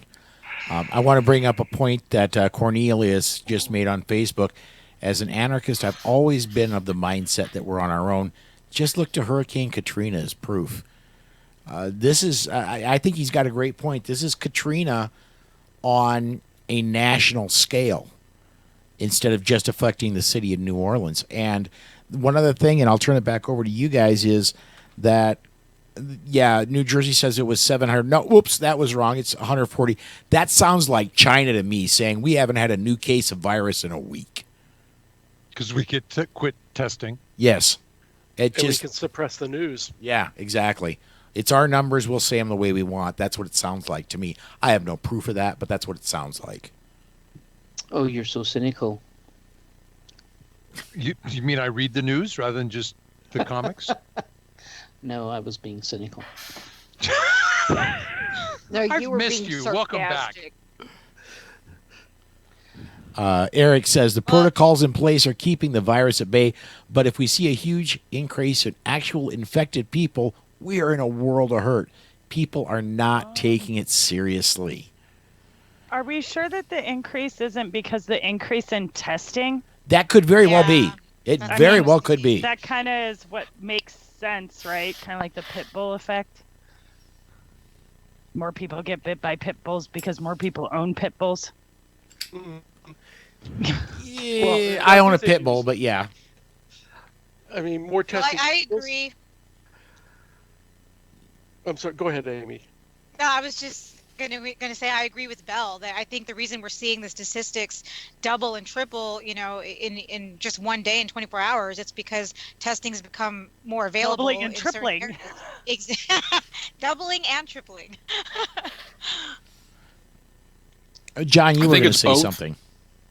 Well, when we see the larger numbers, I think what we'll also see is that the mortality rate itself will be smaller because you'll have a greater population to be drawing from.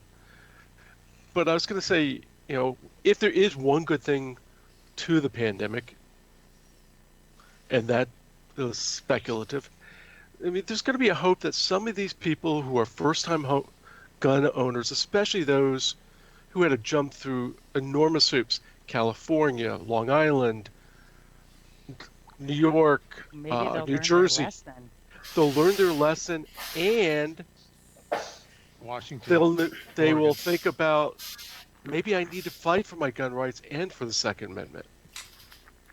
I mean, I did a blog post about That's a hell of Long a Island. bitter silver lining.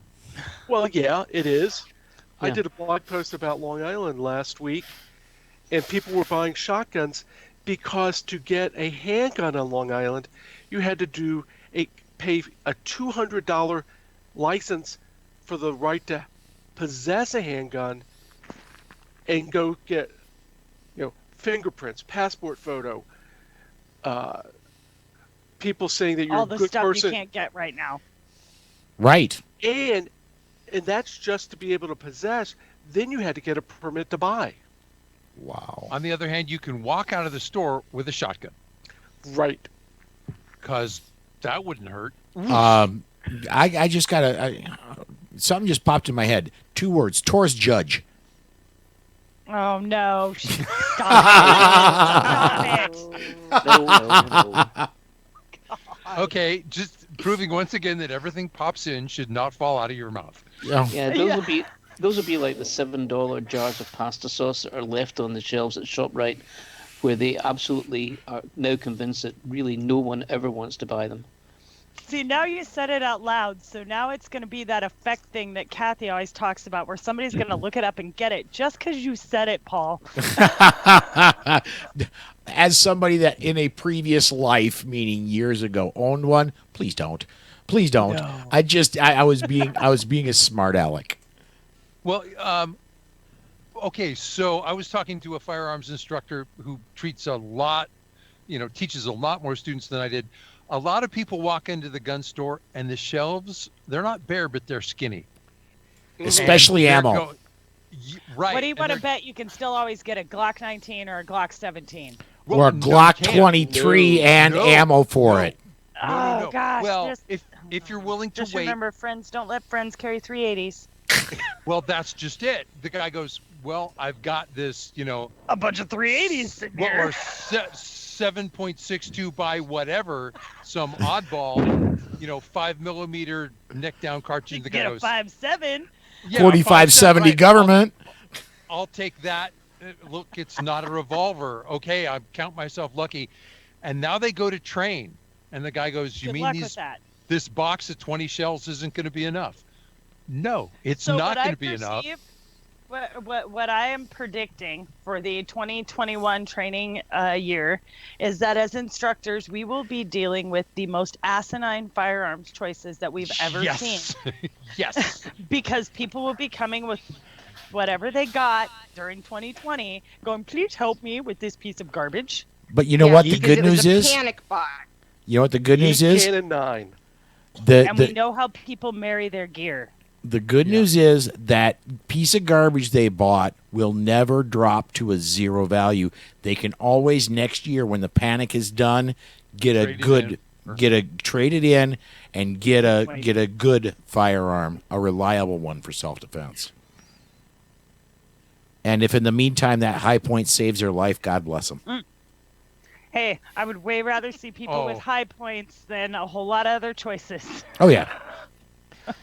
I found this used Jimenez revolver. Did I make a good choice? Oops. God. Okay. Yeah. Yeah, I mean, really, I'll take a high point over an LCP. Really, I will.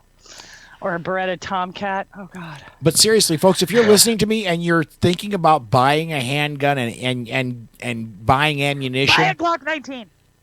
Well, yeah. Good luck getting 9mm. Buy a Glock 23 in 40 caliber. You will never ever run out of 40 caliber. They'll still be there. Yeah. And you'll never want to shoot And then when you again. get a Glock 19, you'll be like, "Wow, this is so much nicer." Next year, when there's 9mm ammo around, you betcha. Until you get a CC75. Speaking of which, John, I still have to deliver your 1,000 rounds of ammo that you left me. Okay, so let's talk about this, because let's hope the new gun owners went, "Wow, that was hard. What do you mean I couldn't get it?" And all of a sudden, the Second Amendment Foundation has to sue New Jersey just to process purchase applications. Same with Illinois. Oh, you stole $30 million from the fund that would let them process purchase applications. Is that a problem? Yes, it is. Well, okay. What about all the applications that were stalled because of the restrictions because of the virus? What precedent are we setting with our actions and our compliance? And I'm hoping the U.S. Supreme Court, who goes, "Oh, yeah, that's a reasonable restriction on time, place, and manner, except that a local bureaucracy can go, 'I'm sick. Oh, your rights are on hold.'" Yep. So hopefully they'll notice. George on Facebook brings a up question in there. I'm sorry. George on Facebook brings up a great question. Who on the panel carries the first gun they bought? Susan, do you? Hell no. No, she doesn't. No. Do I? No. No. Rob? Nope. Gary? And by the way, Gary, I love your background. I'm enamored looking at your video on Skype there. That's awesome. I'm in the bunker. Isn't everybody in the bunker? Yeah. So I don't carry the exact same gun, same style, 1911. First gun I bought. Oh, Wow. Hell yeah. On the other hand, the first gun I bought was a 22, and I still teach with it, but carry with it, no. All right, Dana. No, the high point 40 is just too heavy to carry. Wow. Okay. All right. That leads right into our next social media comment, but we're going to get through this first. Did Grant answer the question? Not yet. Not yet. He's next up. None of us do. None of us do. Come on. So the first gun I bought was an HKP 30, and I don't even own it now. So. Mm-hmm. Okay. Who else have I not? Amy, do you still carry what you first bought? You were government. You had the. I bought was a Beretta 92 FS. So yes. No, I don't carry that. That was the first handgun I bought. Tracy. No. No. And I think we have down on the end there that I haven't asked yet. John, do you carry the first gun you bought? Well, I didn't buy it, Nope. but I got it. I still have John, it. you need to clarify which John. Big John or Little John? John that's on the air every week, John Richardson. I have the first 9mm I ever got was a TZ-75, which I still own, which I really never carried. All right, and then finally to our guest for the evening, Dr. John Edeen, do you still carry the first gun you bought? I'm with Amy. My first gun was a Beretta 92 because I was in the military, and I have it, but I don't carry it. I carry a SIG 365 XL, and I'm still waiting for my damn red dot on that thing since October. Aren't we all? Well, and George thinks we're gun snobs, which is the next comment. And I don't. I mean, he just commented gun snobs, but Tracy admits it. But I am a fan of, as soon as you can afford it, get a reliable gun that each and every single time you need to pull that trigger, that thing goes bang. You know, I try not to be a gun snob. I really do, but it's you know, when I used to work in a gun store, it always flabbergasted me when people would come in and say, "I want to buy something to potentially save my life. What's the cheapest thing you've got?" Right. Right. Like, Yeah, exactly. you know, and I would counter that. You know, think about what you're asking. You want to rely What is your on life worth? exactly. Or not So worth, it is the boggles case my later. mind that that people aren't willing to, buy quality when it comes to something that can potentially save your life one day. So here's the thing about being a gun snob. Okay, it's bullshit. It's complete bull. Good catch.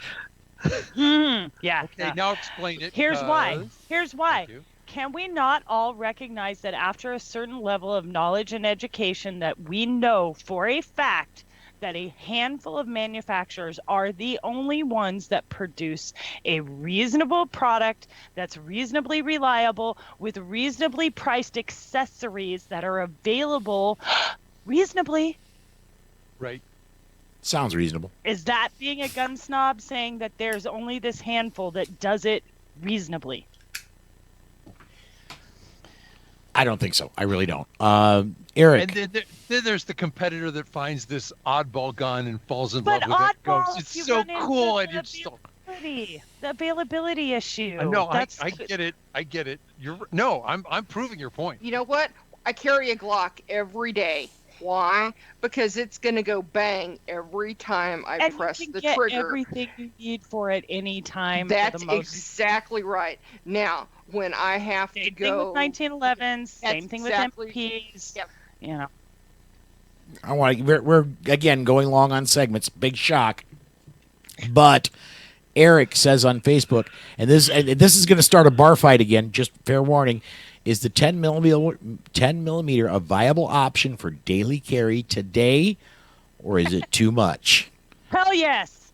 Yes. Yes. Yes. Whatever works for you. Yes. Whatever floats your boat. Manage the recoil, then hell more power yes. to you. That, absolutely. Yeah. Bell and I okay. know somebody who routinely carries I 10 know a lot of millimeter. people that routinely carry 10 mil. Oh, if I you can don't. take them down with 1 or 2 instead of 10, good on ya. All right.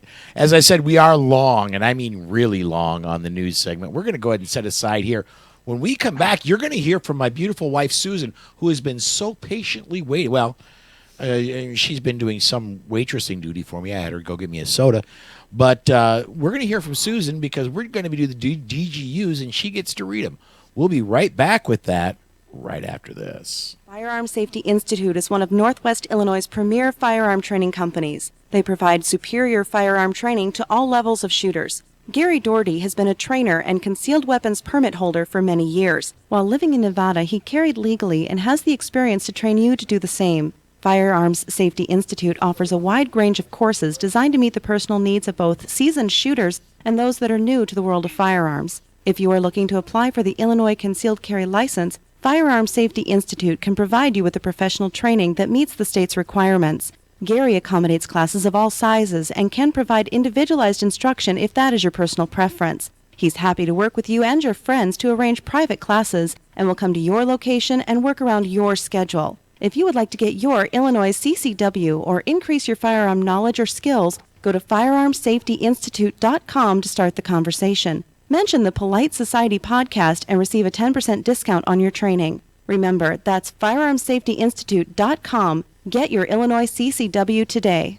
Hey, and welcome back to the DGU segment of the Polite Society podcast, powered by the Firearms Policy Coalition. Before we went to break, I was supposed to do a gun quote, and this week's gun quote is really cool because it was sent in to us by a listener.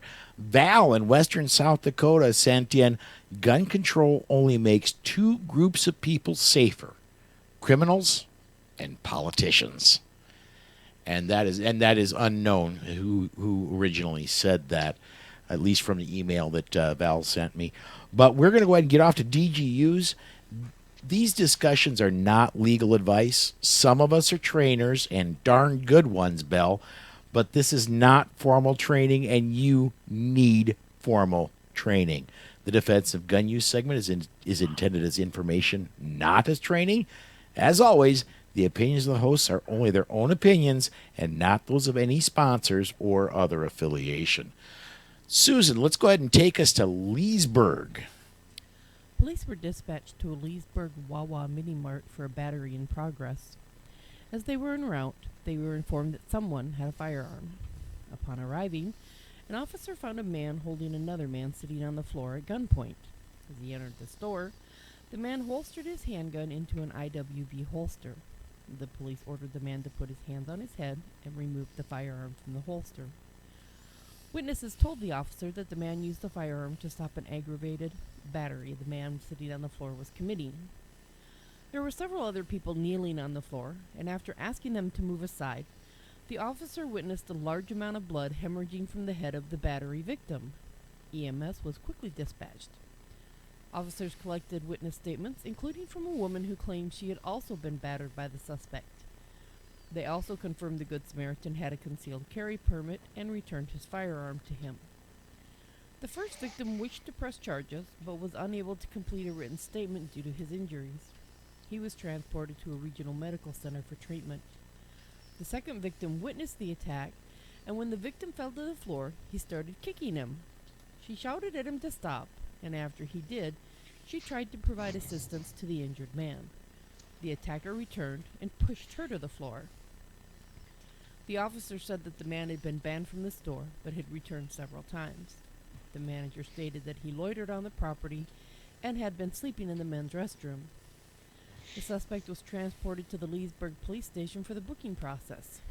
During the processing, he stood up, shouted obscenities, and then ran at an officer, pushing him into a wall. He also started spitting on officers and attempted to bite an officer. He was restrained further and later transported to jail, where he was charged with multiple crimes. I'm going to jump in on this one first, and I'm going to say, please get what we were talking about earlier, a little bit of advanced training before you try to hold somebody at gunpoint. It's not a natural thing to do, and there's a very, I'm going to say, specific way to do it and do it properly and keep everybody around you safe. And I'm glad it worked. Maybe this guy had advanced training, But please don't just go through your local CCW course and think that you have the ability to do that safely. You may or may not. Who else wants to chime in here?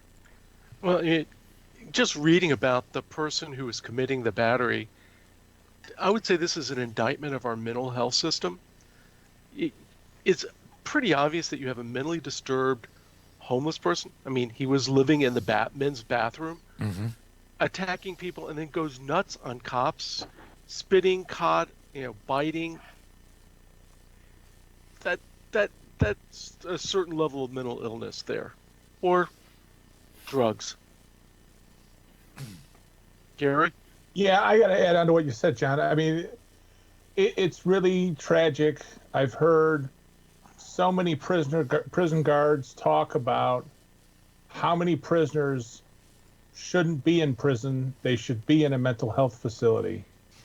And we're housing these people, but we're really not taking care of them properly. Rob? To all the people who bought a gun, maybe you live in a constitutional carry state, you're a witness on the scene and you see a crazy person start to beat an innocent victim, you interject. You have a firearm, you use it as a tool, and you don't shoot. That's the weight of the gun, the moral weight of the gun. You have life or death in your pocket. Welcome to the firearms community. The more you learn, the safer you're going to be, and that's the best thing for all of us. Dana, what do you think he should have done? Well, this all went down really before the COVID started hitting the U.S. And now, with somebody like this spitting on officers, you got more than just the physical there. You've got potential of other effects from this person. Is that a topic we want to maybe crack? Is could it be somebody who's sick and coughing and spitting in your area? Could that be considered a lethal threat? I don't think this falls into the same category as someone who's HIV positive doing something like this, though. That's some shaky moral ground there, Paul. Yeah, I get it. Yeah.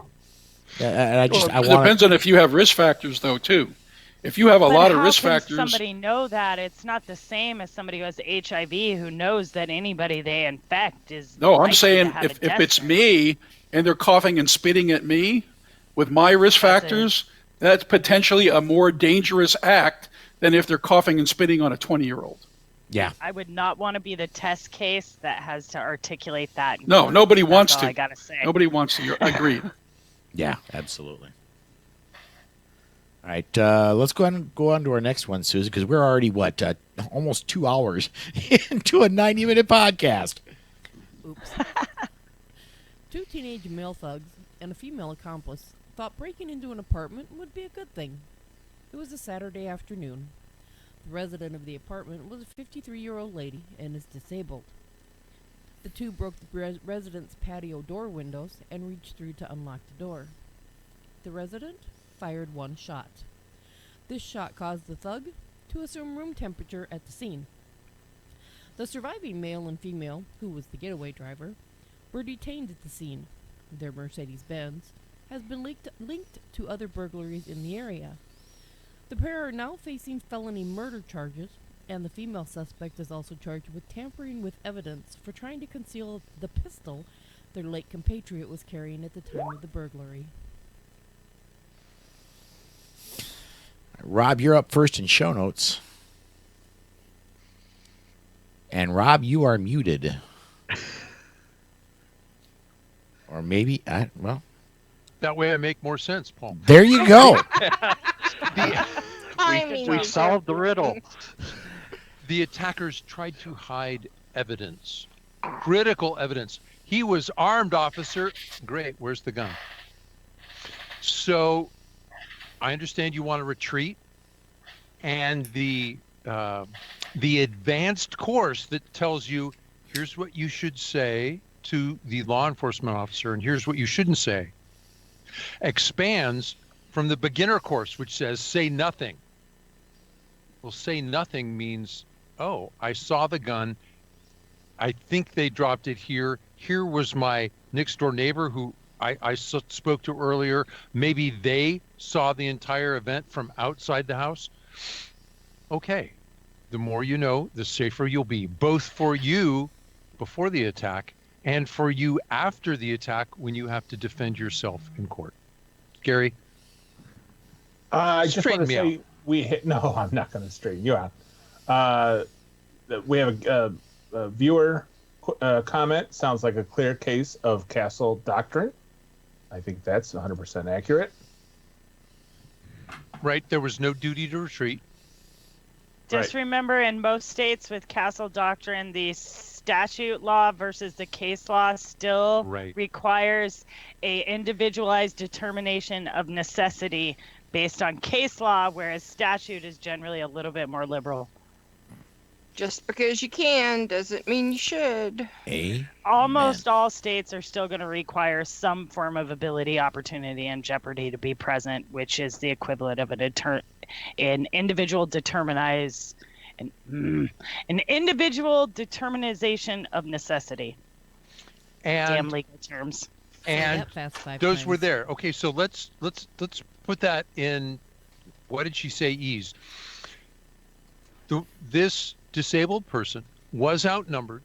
She was in I assume, a position of advantage. I would be probably at the back of the room, the stairs that lead up to the next floor. And multiple people are coming into my house. They've broken in. They're armed. They're younger than I am and more physically fit. Wow. Okay. If I try and retreat, maybe I go to the top of the stairs, but maybe I just stop them right there while they're trying to come in through a doorway. These are the things we want new gun owners to think about before they face them, please.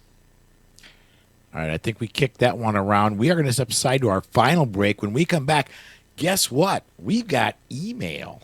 I actually had a chance to check it before I went on the air today. So we've got a couple emails to talk about. We got blog posts to talk about, and we'll wrap it all up when we get back right after this. It all failed before. Alcohol prohibition brought us organized crime, and no less alcohol. Drug prohibition brought us murderous, no-knock, wrong house raids. Police! Search warrant! No, wait! The crack house is next door! Now gun prohibitionists want laws to lead us down that same path. Don't Americans ever learn? Just ask yourself, isn't government the only beneficiary of police-state policies? Brought to you by Jews for the Preservation of Firearms Ownership. Information available at jpfo.org. And welcome back to the final segment of the Polite Society podcast powered by the Firearms Policy Coalition. This is where we normally read emails, and we do have a couple emails today. If you want to email us and have us read your comments on the air, it's the email address to send to is onair@politicsandguns.com. I really do prefer, lately we've been having a lot of people, and tonight you folks have been amazing. We've got great comments coming through on social media. Please, folks, join us and comment while the show is on the air live. We'll address your comments just as the show is going on. Let's go ahead and get to emails, though. Susan, what do we got for the first one? Listening to episode 527 right now, Alexander Rubian, we hear time and again how the anti-2A lobby uses tried and true psychosocial marketing strategies to sway public opinion. I can't blame them. That's how the game is played. What is truly infuriating, however, is that the pro-2A lobby doesn't do the same. It seems we spend all our time and energy preaching to the choir instead of educating the public. Why is there no pro-2A organization who has as its sole mission to speak to the public, to counter misinformation with facts, and to tell compelling stories via social media of responsible gun ownership and self-defense? This is what we need at a time like this. We need to reach outward. History shows that law follows culture. Lobbying government and winning court cases is ultimately a losing proposition if we can't win over the culture to see the value and virtue of a robust Second Amendment. As progenitors of the Gun Rights Policy Conference, I urge you to push forward every effort to speak our message in compelling terms to the general public. Thank you for reading. Max. All right, Grant, you're up first, man. Well, I mean, this email from Max is right on point. I mean, one of the big issues that we have as pro-gun advocates and pro-self-responsibility advocates here in the United States is we are up against a very highly organized set of people who speak with a unified message. They speak with a unified appearance. Even they've all got this. We've joked in the past about the Bloomberg red shirts and all this kind of stuff, but it's a fact. The Bloomberg has organized a very highly efficient network of people who all pump out the same message and can be relied upon to push ballot initiatives or come to hearings at the local state house or wherever it happens to be. And that's sadly lacking in the Second Amendment community, where we're much more reliant on individual state initiatives.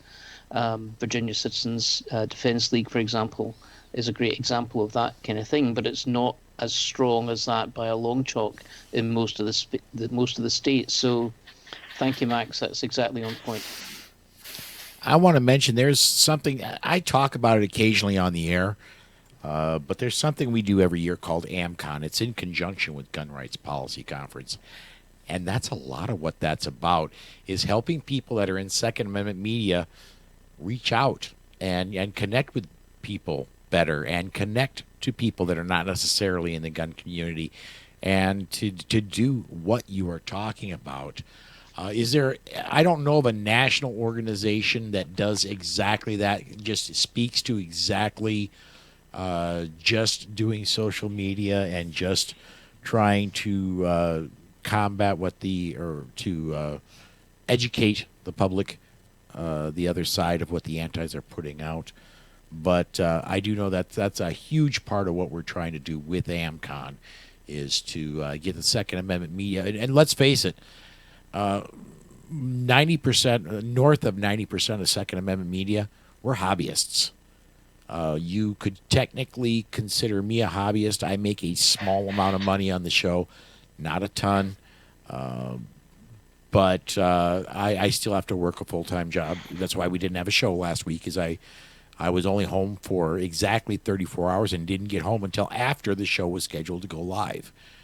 That's why we didn't have a show last week. Rob, what do you think, man? Great comment, Max. I try and talk to the voter, to the thinker who is on the fence about the right to keep and bear arms, the right to self-defense. Lots of other commentators speak to that person too, but we need your help. Okay, Max. Alan Gottlieb had a modest proposition. Give me an hour a week.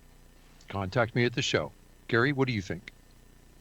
Well, yeah, I think part of the problem is that we all, as gun owners, conservative people, tend to be free thinkers. We think for ourselves. We don't jump in lockstep with things. So it's hard for us to become a unified voice.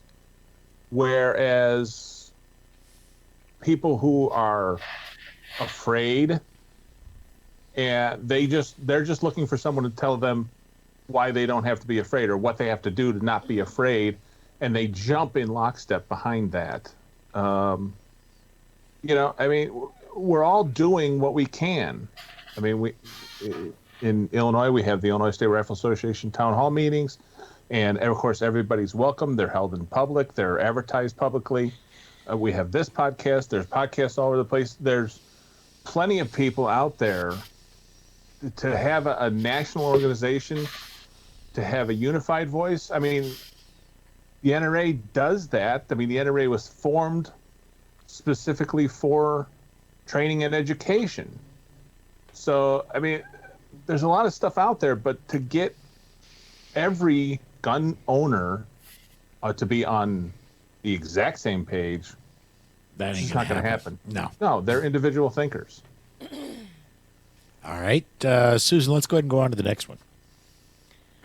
Dear Polite Society folks, I was listening to episode 533, and I had to laugh when I heard the meltdown about some recruit cops carrying their magazines backwards in their mag holders. At least they weren't loading bullets backward in the mags. See Claude Werner's blog. And then there was further derision over instructors who didn't correct them. While there is probably some department SOP policy for equipment not being followed, not everyone outside the competition game follows the heterodoxy of where and how spare magazines are carried and manipulated during a reload. I understand this is probably heresy, but some use biomechanics in determining the best location, orientation, and reload method that may differ from the competition crowd. There's nothing wrong with competition-based method as long as the target is not moving, shooting at you, and you have the opportunity to visually orientate your reload while moving to the next relatively stationary target. If you have the unfortunate opportunity to be involved in a gunfight and have to unask the area, do a reload, and dodge gunfire while moving to cover, you might, if possible, want to keep the attacker in sight. Research demonstrates that it's very difficult to track an object, visually orientating the tip of your index finger to the pinky finger at the front of the mag well, and focus on something else, your moving attacker trying to kill you, at the same time. In addition, if it's dark while moving and reloading, you will have diminished visual cues, especially under stress. Do you think a technique that permits a non-visual reload while running at night might be a good option? By all means, continue to do mag changes the way you want, and train to be proficient. I'm not advocating multiple techniques.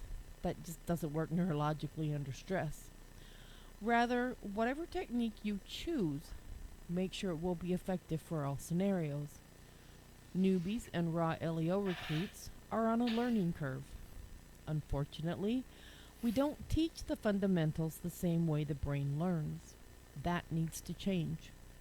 We need to put our biases aside, educate and train those who choose to be the best they can be in self-protection.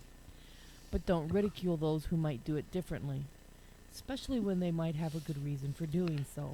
Okay, I just seen Belle unmute herself, and I was going to push to you right away anyway, Belle, because you are an amazing trainer, and we're blessed to have you on the show.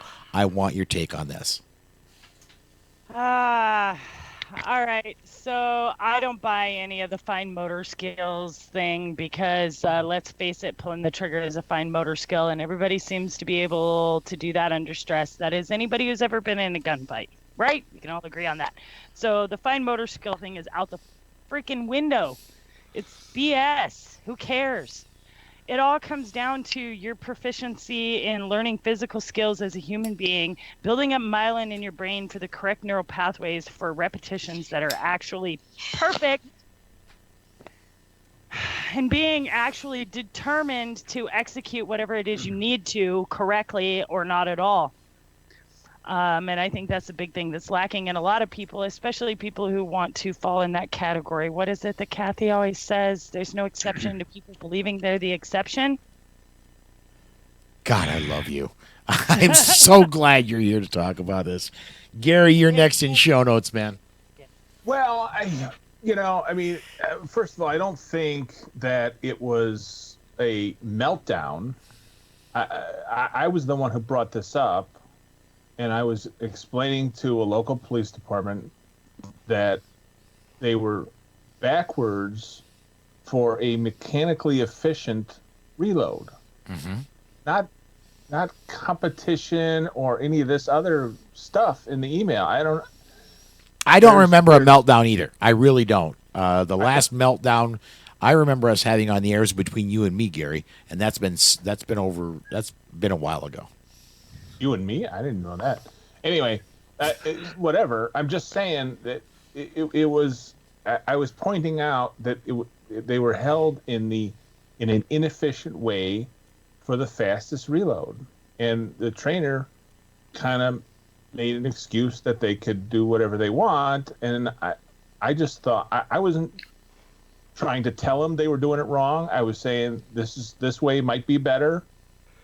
I want to mention it to them, and I wasn't going to get into a big thing, but whatever. I mean, I learned from Masada Ayub. Before then, I was carrying in a shoulder holster, so it was a different orientation then too. I mean, just do, like Bell said, do what's best, and make sure you're consistent. I mean, don't train one way, for a month, and then all of a sudden start ignoring the way you put your magazines in your side holster. I mean, do it the same all the time, Rob. I guess I remember the exchange a little differently than Alan does. Our emphasis was on the trainer's reluctance to offer instruction. That's what I thought was odd. Hey, I understand that you can see all kinds of things at the range. Hey, I noticed your mags are carried different than I carry mine. Are you doing that on purpose? There you go. That's how I start that conversation. But what we want are people to be intentional. Oh, I've got a hand issue. The way my hand works, that works better for me. I've tried both ways. Or I never noticed. Oh, well, you might notice that you know where your index finger is really well. Amy, what did you notice? Okay, I just wanted to add something about the issue of fine motor skills, neurological aspect, and what Bell said about pathways. So this is something that I've learned just in the past year because my fiance has Parkinson's, and by definition, because he has Parkinson's, he should not be able to train or to be safe or shoot a gun, according to some people. And he is he's a professional shooter. He's a professional shooter. He's very safe. He's someone that will through what he does, which is what he's coined the term gun therapy. He's showing people the definition of what, and this is something I've learned just going to, because I attend neurological, like his meetings with his neurologist and things like that. But there's this term called neuroplasticity, and what Bell said about building the pathways with your brain and those memory, the muscle memory is just building muscle memory. myelin. Yes, exactly. Building myelin in the brain. Yeah, so I just wanted to add that in there because he deals with that every day, and he shoots every day. So it's just interesting how people talk about that argument and they bring up that point whenever they're making an argument about that whole issue. So that's just my 2 cents. What it comes down to is there's only so many ways to do this stuff. I mean, it's shooting a gun. It's not really that complicated. It all comes down to putting the gun up in front of your dominant eye and pressing the trigger without moving the gun. It's what we emphasize as trainers that makes those light bulbs come on for our students, that makes the difference. That's all. Well, I've seen youth shooters who practice, they're getting good, they're hitting the targets on the first shot, and then a coach comes in and tries to change what they're doing, and it goes all to hell. It's like you're saying, you get the practice in, and it's going right, and you go from there. No, because I've seen trick shooters learn to shoot upside down. Student walks in, he's hitting the target throw, and go, "What are you doing?" Because it's cute, but it's ultimately going to limit your performance. So simply because someone is marginally competent at doing something that I think inhibits their performance doesn't mean I have to shut up. Exactly, because we see people come in all the time that are perfectly good shooters with something like, I'm going to say it, a Beretta 92. It doesn't mean they can't maximize their potential and become a better shooter if you put a more reasonable platform in their hand. And I'm not really hating on the 92 that bad. It's just, just an example. There are let's state it as the most general case. Someone can come in with a firearm that has just a nightmare of a trigger, and they've learned to work around it. Awesome, good at them. And you're saying, okay, your technique's a little weird. Why did you adopt it? Okay, let's go to something that's a little more standard. It'll work better over the long term, but there's something else we need to fix along the way. All right, then you just have to deal with the learning curve. That's all. Right. We are 2 hours, 18 minutes into a 90-minute podcast. So what I'm going to do now, is what? my point is, Rob, have you got anything up of slow facts you've done in the last 2 weeks that you want to talk about tonight? I do. There is no emergency shutdown of the Second Amendment. During this so-called emergency, we've seen politicians and bureaucrats decide that, it's too dangerous for me to handle a piece of paper. All right, then government has failed in its obligations. That means it is an emergency, and the requirement that you ask for a permission slip to purchase or carry a firearm should be rescinded. Will judges finally wake up to the abuse of government officials? My articles are up at Clash Daily, at AmmoLand, and at my blog, slowfacts.wordpress.com. John, tell us what's new at your blog, and I hope you took your microphone off mute. It is off mute. Yes! I want to point out a federal lawsuit filed by Grassroots North Carolina, the Second Amendment Foundation, and the Firearms Policy Coalition against Wake County, North Carolina Sheriff Gerald Baker. Sheriff Baker is refusing to accept any new applications for pistol purchase permits because he was too busy. He's been getting too many of them right now. State law does not give him any discretion. He can't say, I can't take it during an emergency. He has no discretion. What makes this lawsuit even more interesting is how GRNC, SAF, and Firearms Policy Coalition are actually partnering on it. Well, Grassroots North Carolina and the Second Amendment Foundation have partnered in the past, especially on the Bateman case. Seeing Grassroots North Carolina partnering with Firearms Policy Coalition is actually a good thing because there's been a little controversy between the two. And I also have a guest editorial up from our own Scott Schott Grant regarding New Jersey. Rob? John, the thing that makes some of these suits amazing is they're claiming, this isn't a bureaucratic issue. Oh, just fix it. They're saying, wait a minute, you're violating civil rights. Judges, jump on this right now. Fix it. Impose penalties. Wow. Mm-hmm. You mean we have the right to keep and bear arms? I wish that was written down somewhere. It's in the North Carolina Constitution. God bless. Yeah. Michigan. But this is actually a federal lawsuit, and they are suing on Second and 14th Amendment grounds. And that and more is at onlygunsandmoney.com. All right. Before we take off, I do want to encourage everybody, please do look for the Facebook listeners group, especially those of you that have been commenting and joining us on Facebook. We've got a group, Polite Society Podcast Listeners. There's a lot of great information that flows from there. A lot of it, in fact, most of it from listeners. Also some good discussions going on. That does wrap up another episode of the Polite Society Podcast.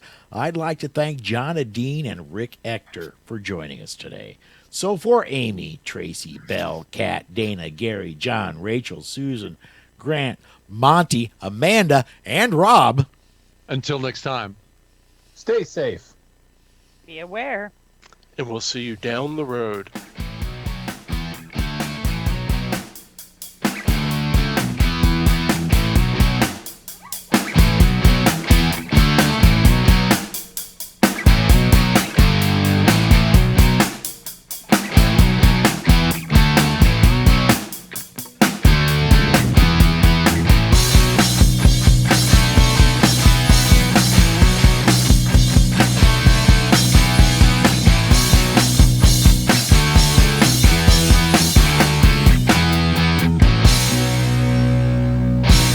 The views and opinions on the show you just heard are those of the host and the guest and are not necessarily the views of any sponsors or other affiliations.